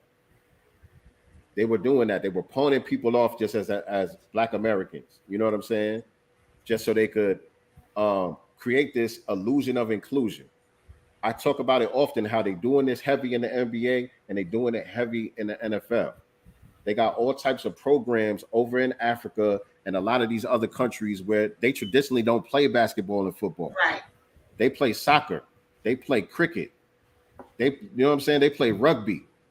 Those are their sports, but they have former American players off in a lot of these countries training the children on how to play American football and American basketball and funneling them over here into the AAU systems and all of these different systems that they have in place where they're getting the new NBA players from, the new professional sports players from. They're not getting recruited from the hood no more. Right. The Allen Iversons and all of that ain't possible no more. And so now it's like, okay, if we need black talent and we're going to give them all of these resources, we got to make sure it's not the ones that's going to turn around and fight against us. Once we elevate them and give them all these resources, we don't need too many Kyrie Irvings and, you know, LeBron James. I'm put him in there too. You know, he does some good things. Exactly. You know what I mean? But really, like the Muhammad Ali's, if we really gonna talk turkey, you know what I'm saying? We can't really have too many Muhammad Ali's that we giving all these multi-million-dollar contracts to. So we're better off getting people who are more appreciative of just being here and having the opportunity because they come from this war-torn country where there was civil war going on and tribalism and all of this stuff going on where their family had to flee. We get some of those children and we cultivate them through our system and we recruit them into the league. Now it still looks like black people are doing good. Right. Still look like you got all these black multimillionaires, but these are not the former slaves of America. And so they don't have a gripe against the government. They don't have a grievance against the government. They're not connected when they see on the news that another black person got shot down in the street by police. They're not connected to that. They're like, well, shit, it was worse than that. It was worse than that in my village. And he for sure gonna marry a non-black woman. Shit like that. But I digress. Let's get back to this book right here. Not gonna read the whole thing, of course, but just talk about some of what inspired her to write the book. She said, as an Afro-Latina, I have the unfortunate privilege to be privy to the seeming schizophrenia of Latino racial attitudes, whereby assertions of being a racially mixed population immune to racism coexist with very problematic anti-black attitudes. So what she's describing is Latinos as we know it today, like the J-Lo's types, you know what I'm saying? Who else? Who are some of the other famous I don't know. Spanish people out there? Christina Aguilera one. Is she? I don't even know. Aguilera. I guess. I don't know what that is. She might be. But people like that, people that got that look, they're really just a fixed mulatto race, right? They have European heritage. They have European DNA. They have African DNA, and they have like some indigenous, like Mongoloid Indian type DNA. You know what I'm saying? And so what they do is like Tariq often says, they play this 3-card Monte. Yeah. They identify with whichever group is about to get the resources. They about to do something for indigenous Americans. Well, we indigenous too. They about to do something for black people. Well, we black too. And then whenever some bullshit is going on, well, we ain't black. We white. I'm white like you. Right. Well, speaking of J-Lo, isn't she recently the one Tariq spoke about this, where some corporation, I forget where this man was from. I don't know if it was he was a millionaire, basically a billionaire, and he was saying that he was going to allocate resources specifically to black businesses. I think it was a bank. Yeah, black women businesses or something like that. And she was like, well, I hope that you're going to give some to the Latino women too. Exactly. So anytime something is specific to black Americans, or black people in general, she had no problem inserting, that group, her real group, into the mix. Whereas we would never do that. We don't have a history of, inserting ourselves into something that's for them, which we should, by the way. But, I thought that was very disrespectful. Right. So again, I'm not familiar with this sister right here that wrote the book. Her name is Tanya Hernandez, but it seems like she's been going in on this for a while. It says, how does this book fit into your two previously published books, Racial Subordination in Latin America, The Role of State, Customary Law, and the New Civil Rights Response, and Multiracials and Civil Rights, Mixed Race Stories of Discrimination? All right. So it seems like she's been talking about this for a while. I'm pretty sure one of her parents is probably darker than both of us. Right. She couldn't run away And so she identifies with that. You know what I'm saying? Pretty heavy. She understands it, especially as an educated person. Like, you know, y'all been treating us like niggas just like everybody else. So let's talk about it. And so I might grab the book, to be honest. I would recommend it, especially for some of y'all who identify as Afro-Latinos and y'all a little confused about this shit. Might be some game in here. Might be some good game in here. Let's get into this Dominican woman and that baby doll. Right. I gotta go back to Instagram. Yeah, that was just something different. That was weird. That's pretty self-hate. That's weird. That's very common. It's very common. I mean, then the grandma was black. Yes. Like, I was like, first of all, I see if she maybe had been of a lighter hue, you know, or something, but she is the black abuela. Yeah. She's the black abuela. And I told y'all, my two older kids have a black abuela. And all of the rest of her sisters and everything, they more light skinned and all that. And she always talked about how she was treated worse by her own mother. By her own mother. Her own mother. She was treated the worst out of all of the sisters. She was always called names and all of that stuff. Well, I don't think that that's all their thing, because I would say it also happens within, you know, the FBA family structure as well, you know, because, you know, in my family, my grandmother had 9 kids, 8 survived. You know, one died as an infant, but half basically were light and half were dark. And unfortunately, the lights got more favoritism and the darks did not. And yeah, so I've experienced that within my own family. Yeah, so the colorism that exists in FBA society, it basically boils down to kind of like dating preferences. You know what I'm saying? A lot of people look at light-skinned girls as looking better. Really, it's just the females. Dudes don't matter. You light-skinned, dark-skinned, really don't matter. It's just the females. You got a lot of brothers that just think light-skinned girls just look better than dark-skinned girls. Who was it that said? I think we talked about it on here. Somebody said dark-skinned girls just look like they don't bathe or something like that. Who the fuck said that? I'm, you know, deeply melanated, but I bathe. Stop playing with me. Damn, I forgot who it was that said that. But you got a lot of niggas that think like that. Yeah. You know what I'm saying?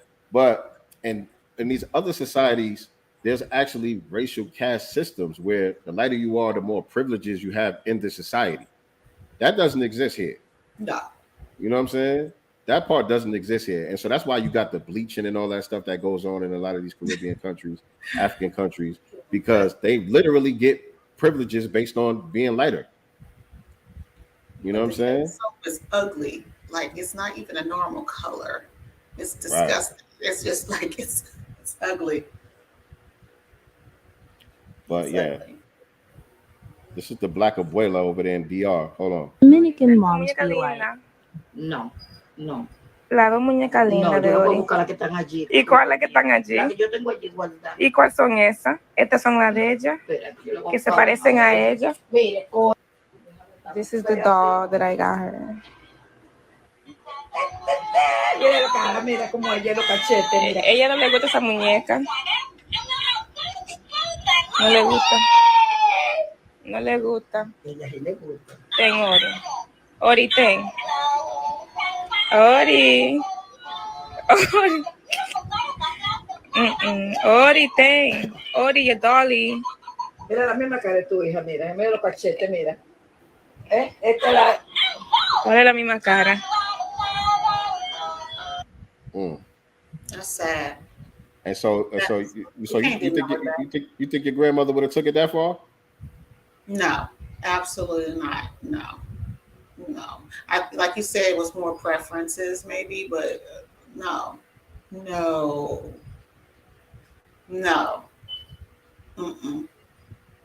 That I mean, she bought us light balls. Do you have any update on the Power 106 thing going on out there? Speaking of black and brown. I mean, so as far as I know, they're not, taking any meetings or whatever.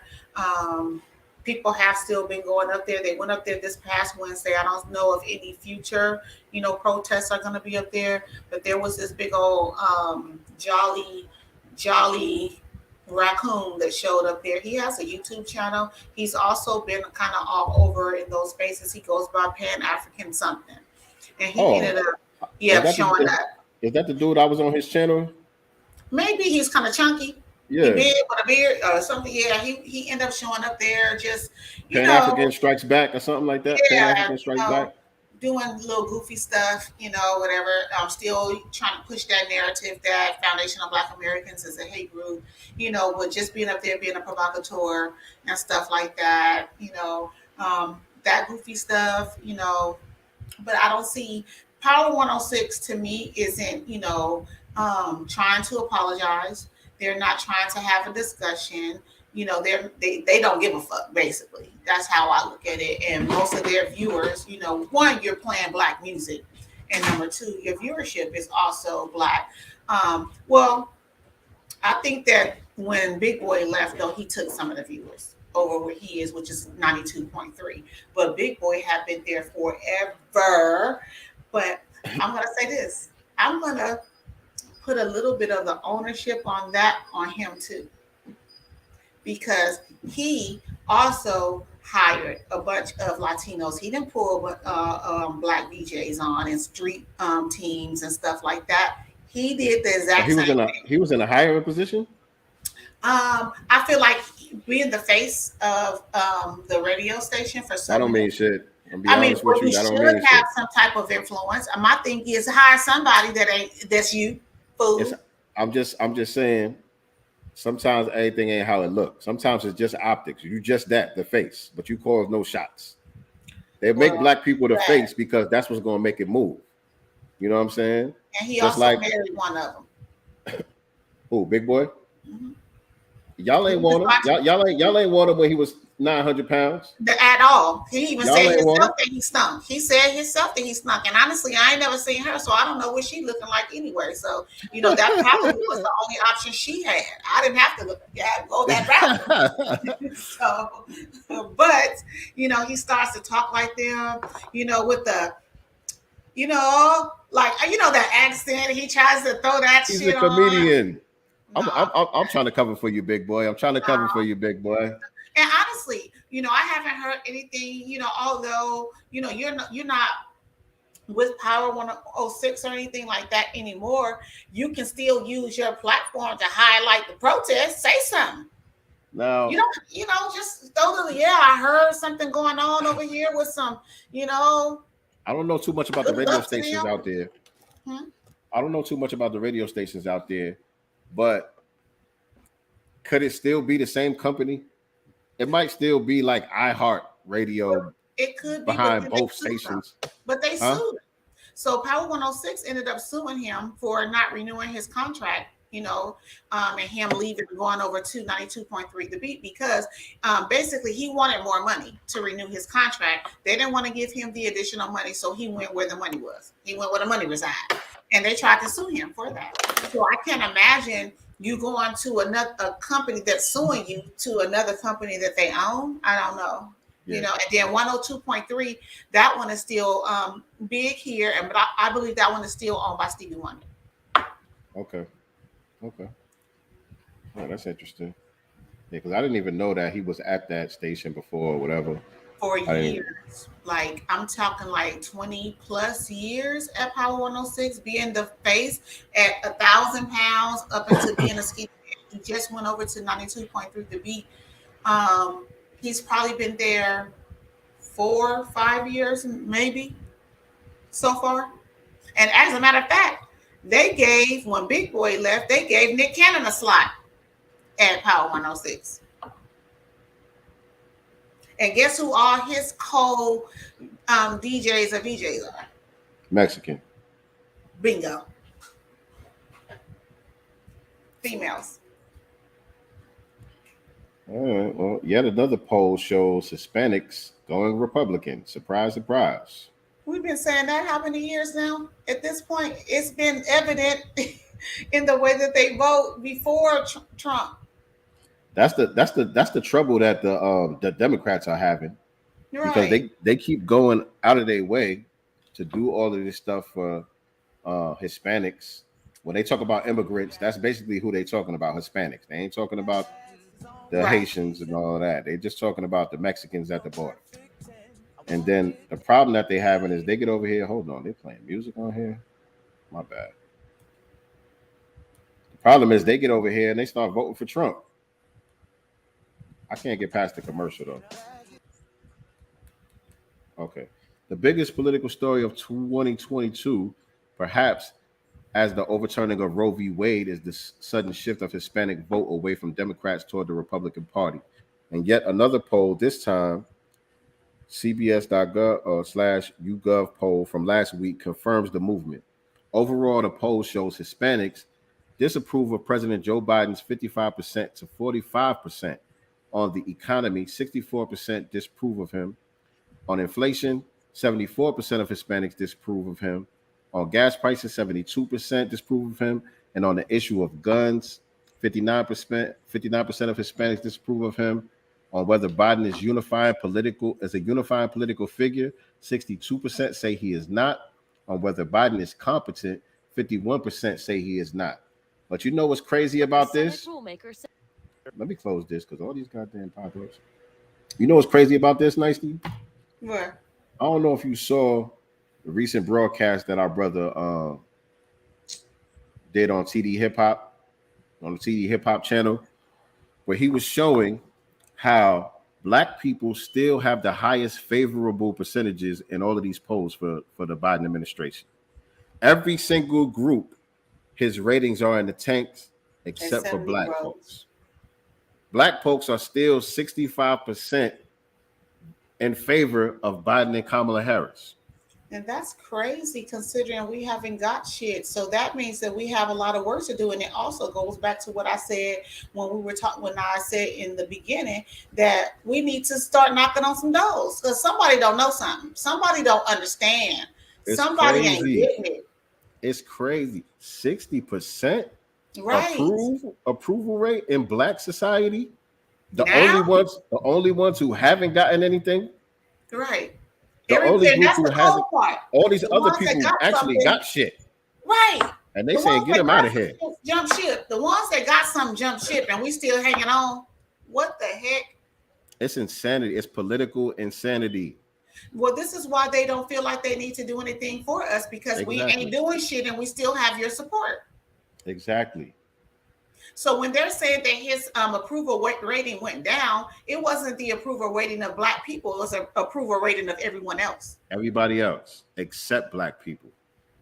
That shit is kind of scary, man. It's very scary. And we don't have time for this. We don't have time for party politics. It's about tangibles. Period. And the ones that are not about tangibles and on this party bullshit got to get out the way. Sit y'all ass down. Go in the corner. Sit this out. Sit your ass down. I don't know any other way to put it. Did I freeze up? A little bit. Still here? Yeah. Okay, I'm still here. Let me see what this is right here.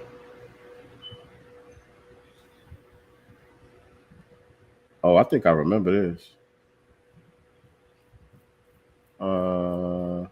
I think I remember this right here. And yeah, let's play this because apparently Black folks still need to hear this. And that's the reason why we're doing the show, fam. This is the reason why we keep bringing up the same topics over and over again, because again, people are not getting it.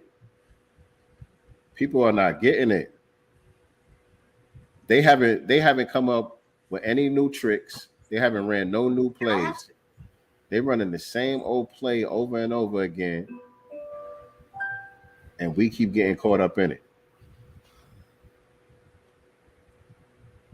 So I don't know who needs to hear it, but let's run it. The black elected officials refuse to address the problem. My own congressman refuses to. This is in like 97 or something, I think, like late 90s, by the way. This is, yeah. And I think the problem is black folks see all minorities as allies. And this is not the case. These people are not here for our common good. They're here for their own good. Where I don't have any ill will towards anybody, I also want to look out for my race. I'm a black American. I've never used a hyphen. But I will refuse to turn my back on my race and see what's going on in South Central to my people and let these people come in here and just take over. I'm not going to sit back and watch it. And I think it's a terrible thing, a horrendous thing for anybody to see this going on and say, well, he's a minority like me, so I won't speak up. I don't care where he comes from. The key to this whole thing is stop the denial, stop the alliances of, in other words, he's a minority like me, so I can't speak up against him. If this was white folks committing these lynchings to us in South Central, what's going on, there would be an outrage in this country. We have had firebombs thrown through windows. We have had people's cars burned in the driveway because they happened to move into the wrong communities. We had a lady who moved to East LA, came to the state from the South, not knowing what East LA was. It was an all-Hispanic community. She wasn't there one day. We had another man who was burned out of his house in Torrance last year. We had 5 murders in Hawaiian Gardens just because the people were black. This would not be tolerated if this was white on black crime. But the fact that these people come here, and it's the numbers, sir. It's the numbers. They come here in the numbers. They build up the Hispanic community, and they get this sense of power against us. And there are race riots in the schools every day in Los Angeles. It never makes the media. The black kids are being run out of the schools every day and told to go back to Africa. It never makes the media. We are having people who are being discriminated against on every avenue of society, economic, schools, even in our prisons now. They have drawn lines, and our prisoners in California are being beat and harassed and raped by Hispanic gang members who recently arrived here because of the numbers. My answer to you, sir, would be we don't need any new laws. Enforce the ones we got. Yeah. That part. Bingo. Man, he dropped the mic on that shit. The fact that we're still having this conversation in this 2022, for those of you that do not know, I was telling Sincere about this on the back channel. I went to school. I lived in Hawaiian Gardens. We only lived out there for, I believe, 2 years. We lived out there. My mother's vehicle was set on fire because we were black. Literally, my mom was going to her car to obviously leave for work. She worked downtown LA, and Hawaiian Gardens from downtown LA. She would have to leave before day in the morning. It was always dark when she left, and so she got robbed or whatever. They took her keys, they took her purse, everything. They didn't beat her up or anything, thankfully, but nonetheless, they came back with those same keys that they took and everything. Because this is prior to them setting the car on fire, and tried to come in our house like at 2 o'clock in the morning, but obviously she had the locks changed the same day after the robbery and after it was reported. We end up, my brother-in-law at the time, who was in the Navy, Long Beach, California had a huge naval base before they closed it down, and he was stationed there, but they were all at our house or whatever, chilling or whatever. I think we had a barbecue or something, and they were outside. These Hispanic gangs from the Hawaiian Gardens gang came up there, set tripping, asking them where they from, calling them niggers, y'all don't belong here, mayates, all that bullshit. Experienced that. Walking to school every day, I would see my black, peers being jumped, for their clothes, jackets, or just being jumped because they're black. Once we moved out of the city, my friend who was still left there, I still talk to this brother to this day, their family is one of the families that had a cocktail bomb thrown into their house, and so they were forced out by these Mexican gangs who were racist against black people. So when I saw this video, it touched me because I experienced it, I witnessed it, I was there. And don't you That's a good question, Katie, about how many black people are actually taking the poll. Right. Because I ain't never did none of these polls. That's definitely a good question. But don't you have a family member, Nicety, who's in politics out there in LA that be caping for Angelinos and all of this shit? He's not a politician, but he has a nonprofit here. Yes, and he uses the term Angelinos. There, several people within that his thing that are Mexican. That he's there. Have you reminded him of that story that you just told us about that happened to your family? All the time. I'm constantly talking. I'm an outcast. I'm a pariah. At this point, What does it take? What does it take? At this point, because I think that there's this illusion of disillusion, that we somehow have some camaraderie with these people, and although sometimes they may have come from impoverished backgrounds and stuff like that, it still does not measure up to what we've gone through, and they also have something that you don't have, which is still white privilege. Although they're Hispanic, they still have something that you do not have, which is white privilege. Period. Man. And my brother just hit on something too. I forgot who was that brother's name that was speaking. And by the way, this was in the 90s, you guys. My graduation year is 93. I'll just tell you. You know what I'm saying? So this is, 90s at the time that I was down there. So that's ancient history. God damn. God damn. I'm telling my age. Shout out to Kool-Aid. I ain't ashamed though. On this one right here. But yeah, this, co-signs what the brother was just saying about how on the prison systems, they align with the white supremacists and all of that stuff. Look at this dude here.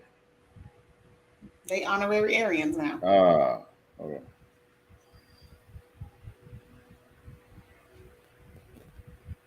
Well, I mean, I'm sure you saw it, everyone saw it, but what Wack was saying about how he never signed a Southsider. You know what, Wack?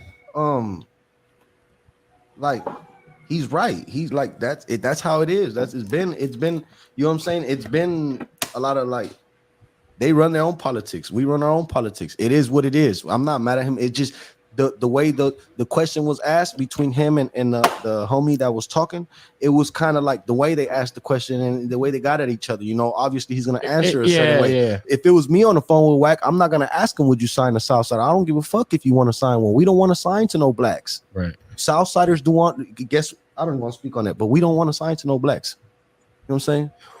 Is that because of the prison shit? It's not a racist thing? Help me understand, because when you say that out loud, it sounds crazy. It's because like this. It's like this. It's like I go to jail. I rock with my race. Mm-hmm. I eat with my race. I do things with my race. So it's like I'm here. I conduct business. I do things with my race. We integrate and whatnot. But why would I have somebody in charge of my music career if I'm already programmed a certain way? I'm already institutionalized a certain way. Why would I? You get what I'm saying? That's just my mindset. So I'm like, no, we wouldn't do that. And most of the homies would think the same way as me. They're gonna agree with what I say. So like, you wouldn't sign with somebody if they were unaffiliated. Like, let's say Diddy wanted to sign you to Bad Boy. Me personally, I'm not trying to sign. I'll get somebody else signed and we do some business. Let's say Kodak Black wanted to make you Sniper Gang. We're gonna get a little Suede on there. You know what I'm saying? I'm rocking with them. It's all up. I'm not gonna sign. But so are you saying that you wouldn't sign strictly because of their race? Because I'm not gonna have it, and it's like this. We're gonna negotiate the terms. We're gonna make sure that it's like we have it's like 50-50 control type shit. We're not gonna give somebody else, let alone another race, full control. It sounds bad what you're saying. So listen, when you're in prison, you said, look, I'm institutionalized. This is what it is. Obviously, you've done a lot of time, right? I've done enough time to make up my mind. You've done enough time to make up my mind. to when you're incarcerated in California, the Mexicans are with the Mexicans, black people are in Southern California, right? Yeah. So it's a little different. So black people are locked up with, usually do they politic with? It's like this, look. Is it the others? It's the, because there's the others. Yeah, they got the others, the brothers, which are like Asian and the Southsiders.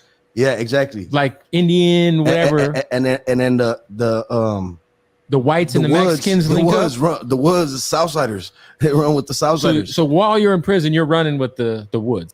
Okay. So when you're in jail, you're alliance with the white guys, right? That's like your okay.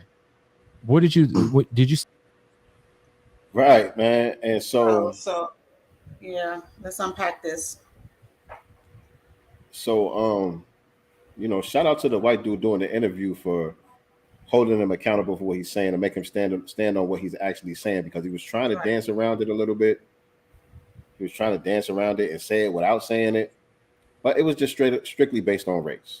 It was strictly based on race. It ain't have nothing to do with the gang or none of that. It was really just based on race. Like, we don't fuck with the blacks like that, just period.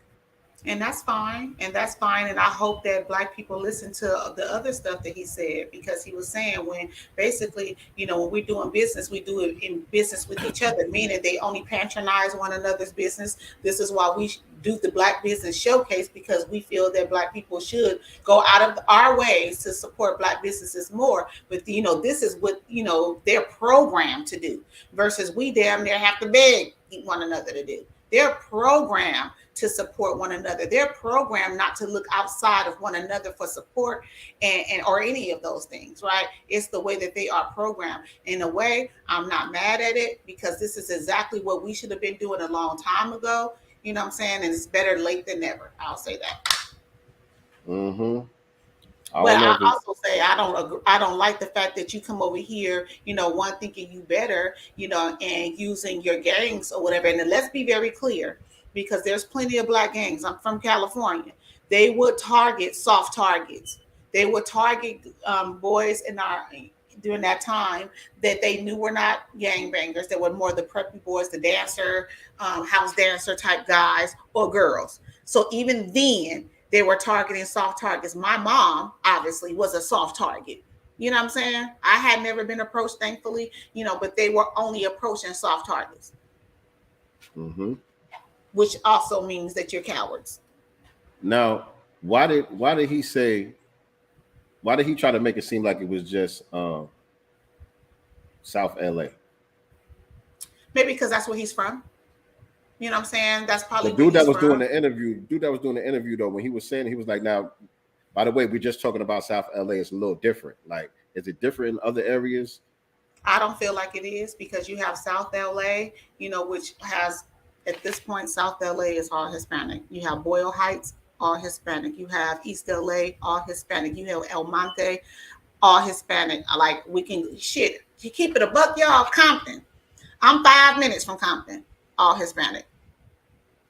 I'm just keeping it 1,000 with y'all. So it really isn't a differentiation for me with South LA versus any other city at this point, because we do not have large numbers as Black people in any of these cities. Yeah. It's crazy. Like, the dynamics in New York too is crazy, because like a lot of times, Black people and specifically Puerto Ricans, Dominicans a little different. Like, they live in their own areas. It wasn't too many Mexicans until like more recent, like 2000s and all of that stuff like that. The Mexicans started getting their numbers up, and they kind of stay to themselves. But like Blacks and Puerto Ricans, like, we grew up side by side with each other. You know what I'm saying? But in prison, everything changes. In prison, everybody goes to their own group. You know what I'm saying? And I remember when I was in Clinton, there was two dudes from Brooklyn. One was Puerto Rican, one was Black. But they grew up in the same housing projects, knew each other, you know what I'm saying, since, the sandbox. And, I guess going through Rikers Island or whatever, they went their separate ways. You know what I'm saying? The Black dude, I think he was either a Blood or a Crip. I forgot which one. But he was either with the Bloods or the Crips. And the Spanish dude, he was either with the Nietes or the Latin Kings. I don't remember specifically which one, but let's just say the Black dude was a Blood and the Spanish dude was a Latin King. And so when the Spanish dude came to our facility, they was cool. He was like, oh, that's my man from the town. They in the yard every day together, spending the yard together every day, cooking together. You know what I'm saying? That's his man. They know each other from the town. Making phone, and like if one call home, The other one is talking on the phone. You know what I'm saying? They grew up together. They know each other's family, all that. Yo, tell your sister I said, yo, tell my mom if she coming next week. Like, they family is collaborating to come on a visit, all that type of shit, right? And so something happened between the Bloods and the Latin Kings. Shit got hot between the Bloods and the Latin Kings. And so the Blood niggas went to him and was like, yo, you gonna have to handle this nigga, or we gonna handle you. Yeah. And he ended up stabbing this nigga in his neck and everything. Like, he stabbed this nigga up real bad. This a nigga that he grew up with, that you know his whole family, all of that shit. But just based on the prison politics now and the gang politics behind the wall, you gotta pick a side. You know what I'm saying? That shit was like one of the craziest shits I ever seen. That was one of the craziest shits I ever seen, because these niggas was tight. You know what I'm saying? Yeah. But anyway, yeah. I don't know how it is in LA, but in New York, it's a little different, man. Out here, from just being here and growing up here, it's always been Black versus Mexican. You had your cool one, your cool ones. You know what I'm saying? But as a group, it has always been with this fool talking about. To be honest, this is not new to me. This is not new to me. You have your cool neighbor, you know what I'm saying? And you may not be cool with everybody in the house. You may be cool with one or two of the kids, you know what I'm saying? But it's always been like but this. if it go down, you gotta choose a side. I've never been under any illusion. I personally have never been under any illusion that there was some type of coalition. Never. So coming up though, seeing this whole black, brown, I think that I used to say it because I think that you see Black people saying it. Honestly, if we're gonna keep it a buck, it confuses me when I hear people within the Nation of Islam saying it. When they're talking or whatever, and they be saying black and brown, and sometimes I cringe, you know what I'm saying? Because out here, right before the pandemic, there was a race war at my son's school, you know what I'm saying? And you had police officers that were not uniformed, but they actually did, after the riots or whatever, they went over to the superintendent of school office or whatever, and they were like protesting or whatever, making a stink out there about what the situation at hand. And brothers from the nation and stuff like that had to come out here, getting on the administration. And you had Hispanic police officers out here with hats on that had the 13 on there. And we all know what that means out here. You know what that is. You know what I'm saying? So it's like, you guys have to come out here to, bring on peace within, these groups, and all of y'all look like me and you still hollering black and brown. Okay. But remember also, the Nation of Islam will also come and get in between the Bloods and the Crips, where everybody look the same. I know. Now look, you got to look within the Nation of Islam. You know what I'm saying? The black man is God, right? That's in the lessons.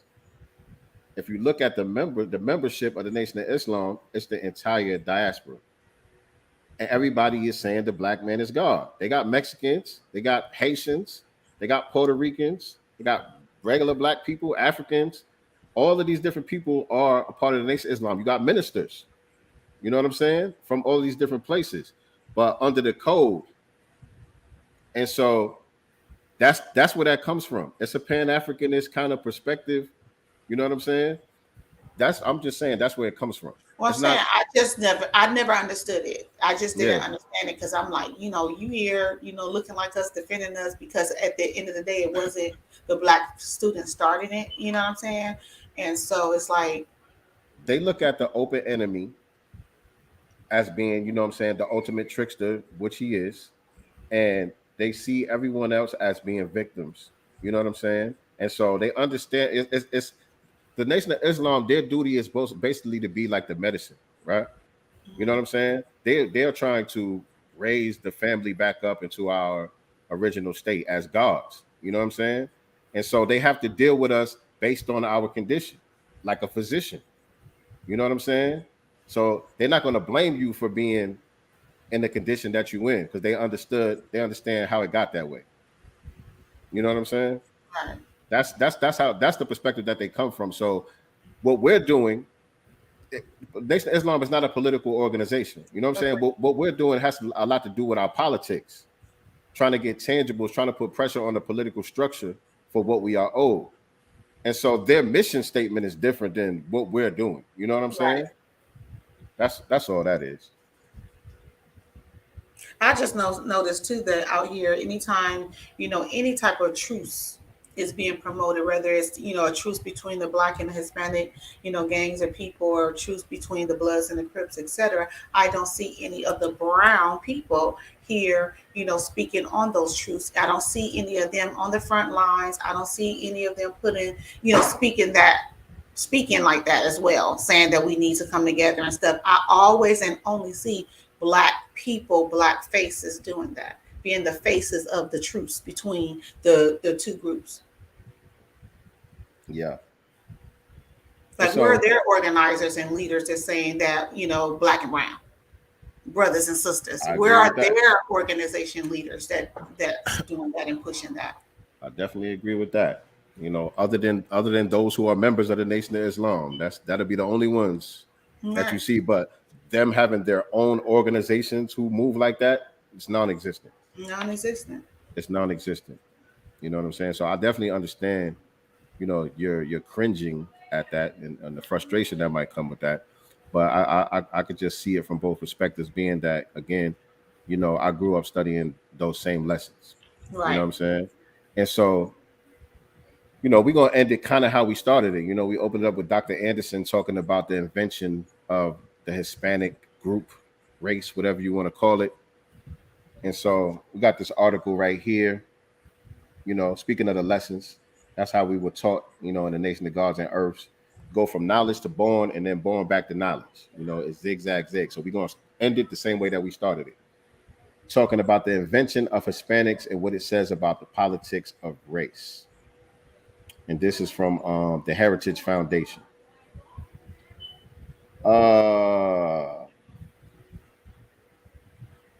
Assimilation has been a goal of Mexican Americans for most of their history. They've always wanted to be recognized as whites. They fought to be white, remember? Right, exactly. When the 1930 census classified Mexican Americans as a race, leaders of the community protested vehemently and had the classification changed back to white. Let me read that again. When the 1930 census classified Mexican American as a race, they put them as their own category, their own race, being Mexican. The leaders of the community protested vehemently and had the classification changed back to white. Spanish, Hispanic, Latino is now a well-established ethnic category in the U.S. Census. So America's surging politics of victimhood and identitarian division did not emerge organically or inevitably, as many may believe. Nor are these practices the result of irrepressible demands by minorities for recognition or a redress of past wrongs, as we are constantly told. Those explanations are myths spread by the activists, intellectuals, and philanthropists who set out to deliberately, beginning at mid-century, to redefine our country. Their goal was mass mobilization for political ends, and one of their earliest targets was the Mexican American community. These activists strived purposefully to turn Americans of this community, who mostly resided in the southwestern states, against their countrymen, teaching them first to see themselves as a racial minority and then to think of themselves as the core of a pan-ethnic victim group of Hispanics, a fabricated term with no basis in ethnicity, culture, or race. So what they're telling you is there's no such thing as a Hispanic. Hispanic was a term that was created just so that they can latch on to the Black civil rights movement. That's the only thing that it was. At the same time they were trying to assimilate into whiteness, they were creating this fake aggrieved minority group in order to make sure that Black people don't get special attention. That's all it was from the very beginning. And all it is now. So them motherfuckers know the score. Absolutely. Crime Bill Biden even delineated in his leaked Zoom call. Oh, thank you for reminding me of that. Thank you for reminding me of that. I got that pulled up too. Friendly I got reminder. that pulled up too. Where is it?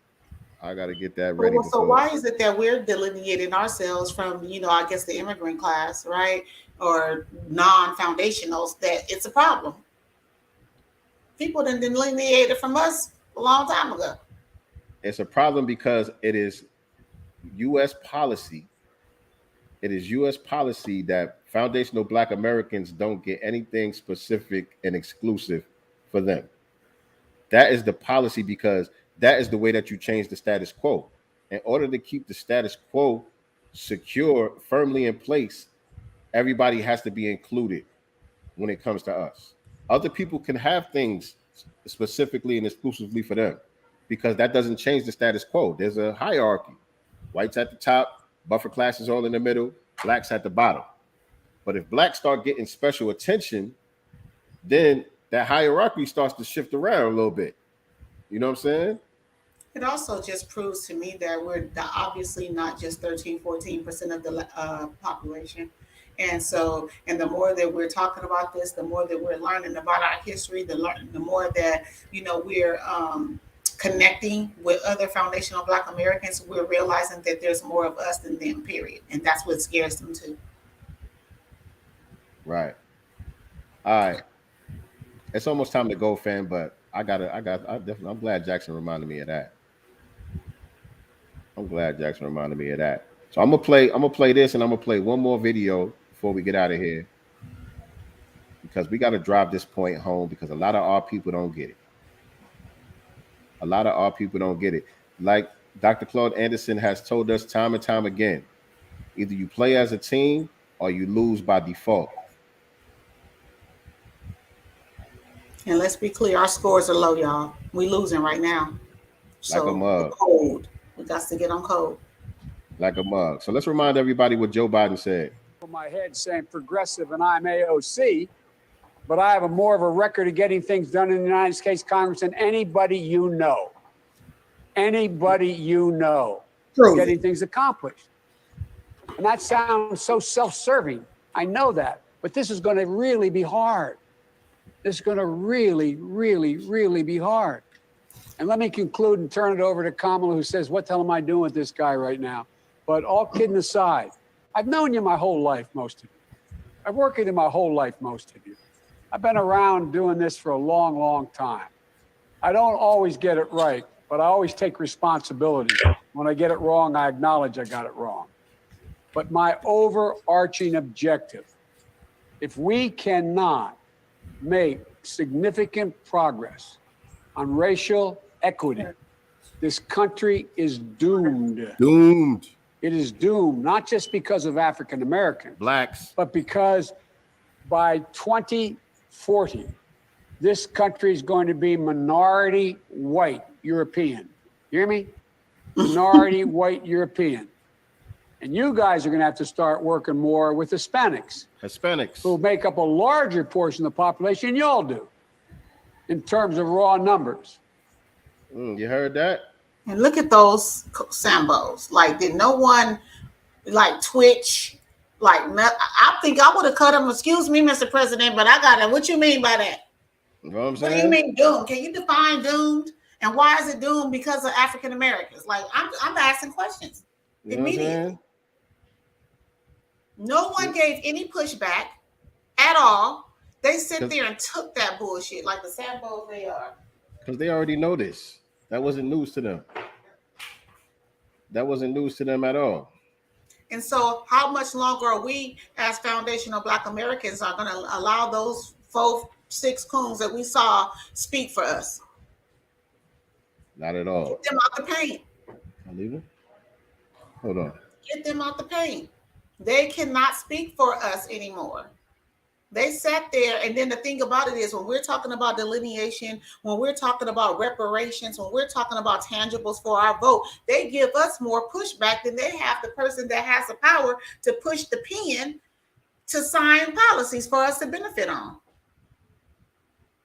We get more pushback for asking for tangibles for our vote. And they gave this man no pushback. I was disgusted. You're doomed. You hear me? Doomed. You're gonna have to learn to get along with the Hispanics. How can you get along with some people that don't even get along with you and don't even look at themselves as something other than white? Those white people. And white folks. You heard the Cholo talking about they align with the Woods. The Woods in the South Siders, bro. And we know what that means. Woods is peckerwood. Woods is short for peckerwood. Yes. I'm gonna play this clip right here, and then we're gonna end it. Shout out to Phil from what's the name of Phil's channel again? African News Network. African Diaspora. Yeah, the African Diaspora channel. This is off of his channel. He played this clip, so that's the only place I could find it at. But he does good work, so shout out to him.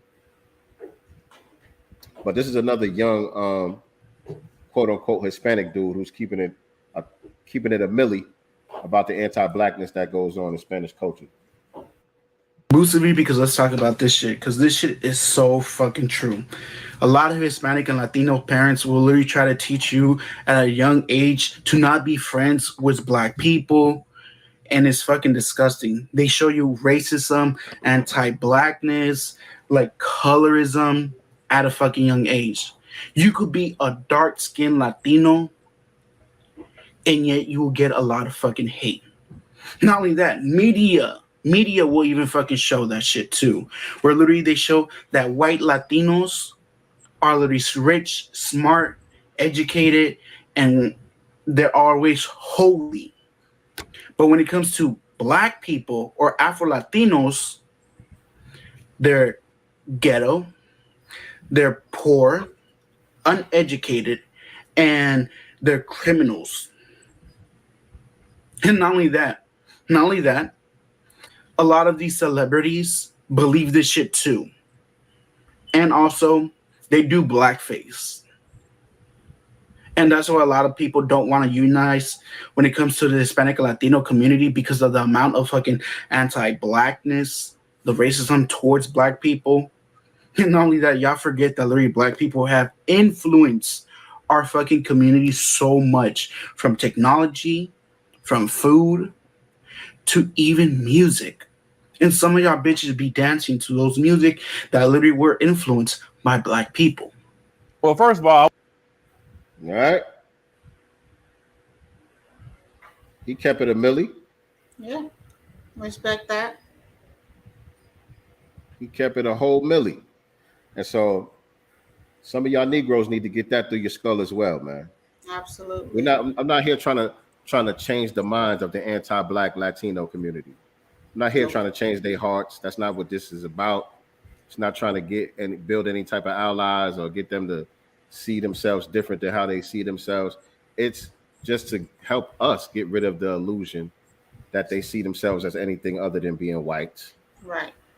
And that we have some type of camaraderie with them, because we don't, family. We don't. And it's killing us. And let's also be clear that anytime that you're going into any type of, business with them, this is for them. This is not about uniting black and brown or anything. This is about them and their group. And at some point, they're strategizing on how they're going to move you out the paint completely. Right. What was the other three, Breezy Omega? Breezy Omega is on point. Racial showcasing. What was the other three that Nelly Fuller pointed out? Put it in the chat, man. I'm going to draw a blank right now. Spike Loomis said they want to be us so bad. Ain't it, man? Ain't it, man? Hispanics are white on their paperwork, so, right. Right. This ain't Hispaniola. Jackson going to chase these crazy bald heads out of town. I just think it's only us that are in denial, unfortunately. So, doing these programs, these broadcasts, this is for us, right? This is not about, like he said, changing the minds of the white supremacists or their minions. This is about us and understanding that all we have is us. And even some of us we ain't got. And we cool with that, because we can do a lot with a little. All right. So it's racial showcasing, racial dislocation, which is, you know, the gentrification that we see going on. And there were two more.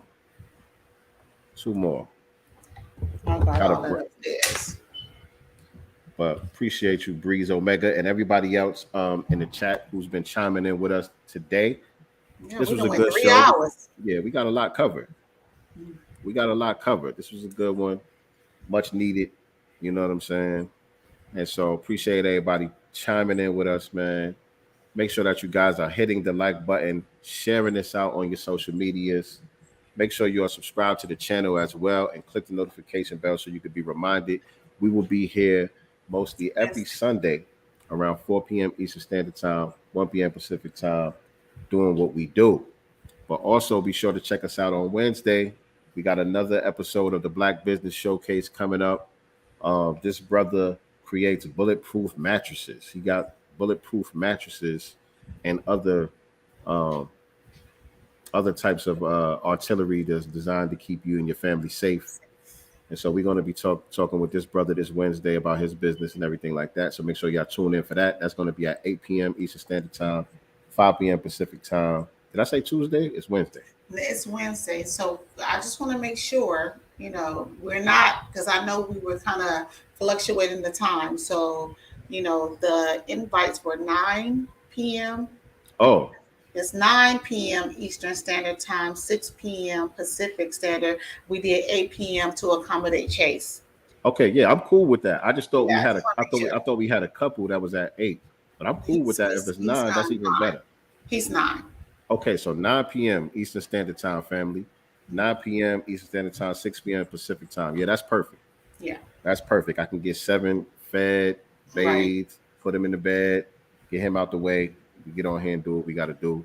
Yes. That's what's up. That's what's up. So in the meantime, again, if you haven't seen episode 1 from last week with Chase McGee from Voice of the Ancestors, make sure y'all go check that one out. That's available right now on this channel.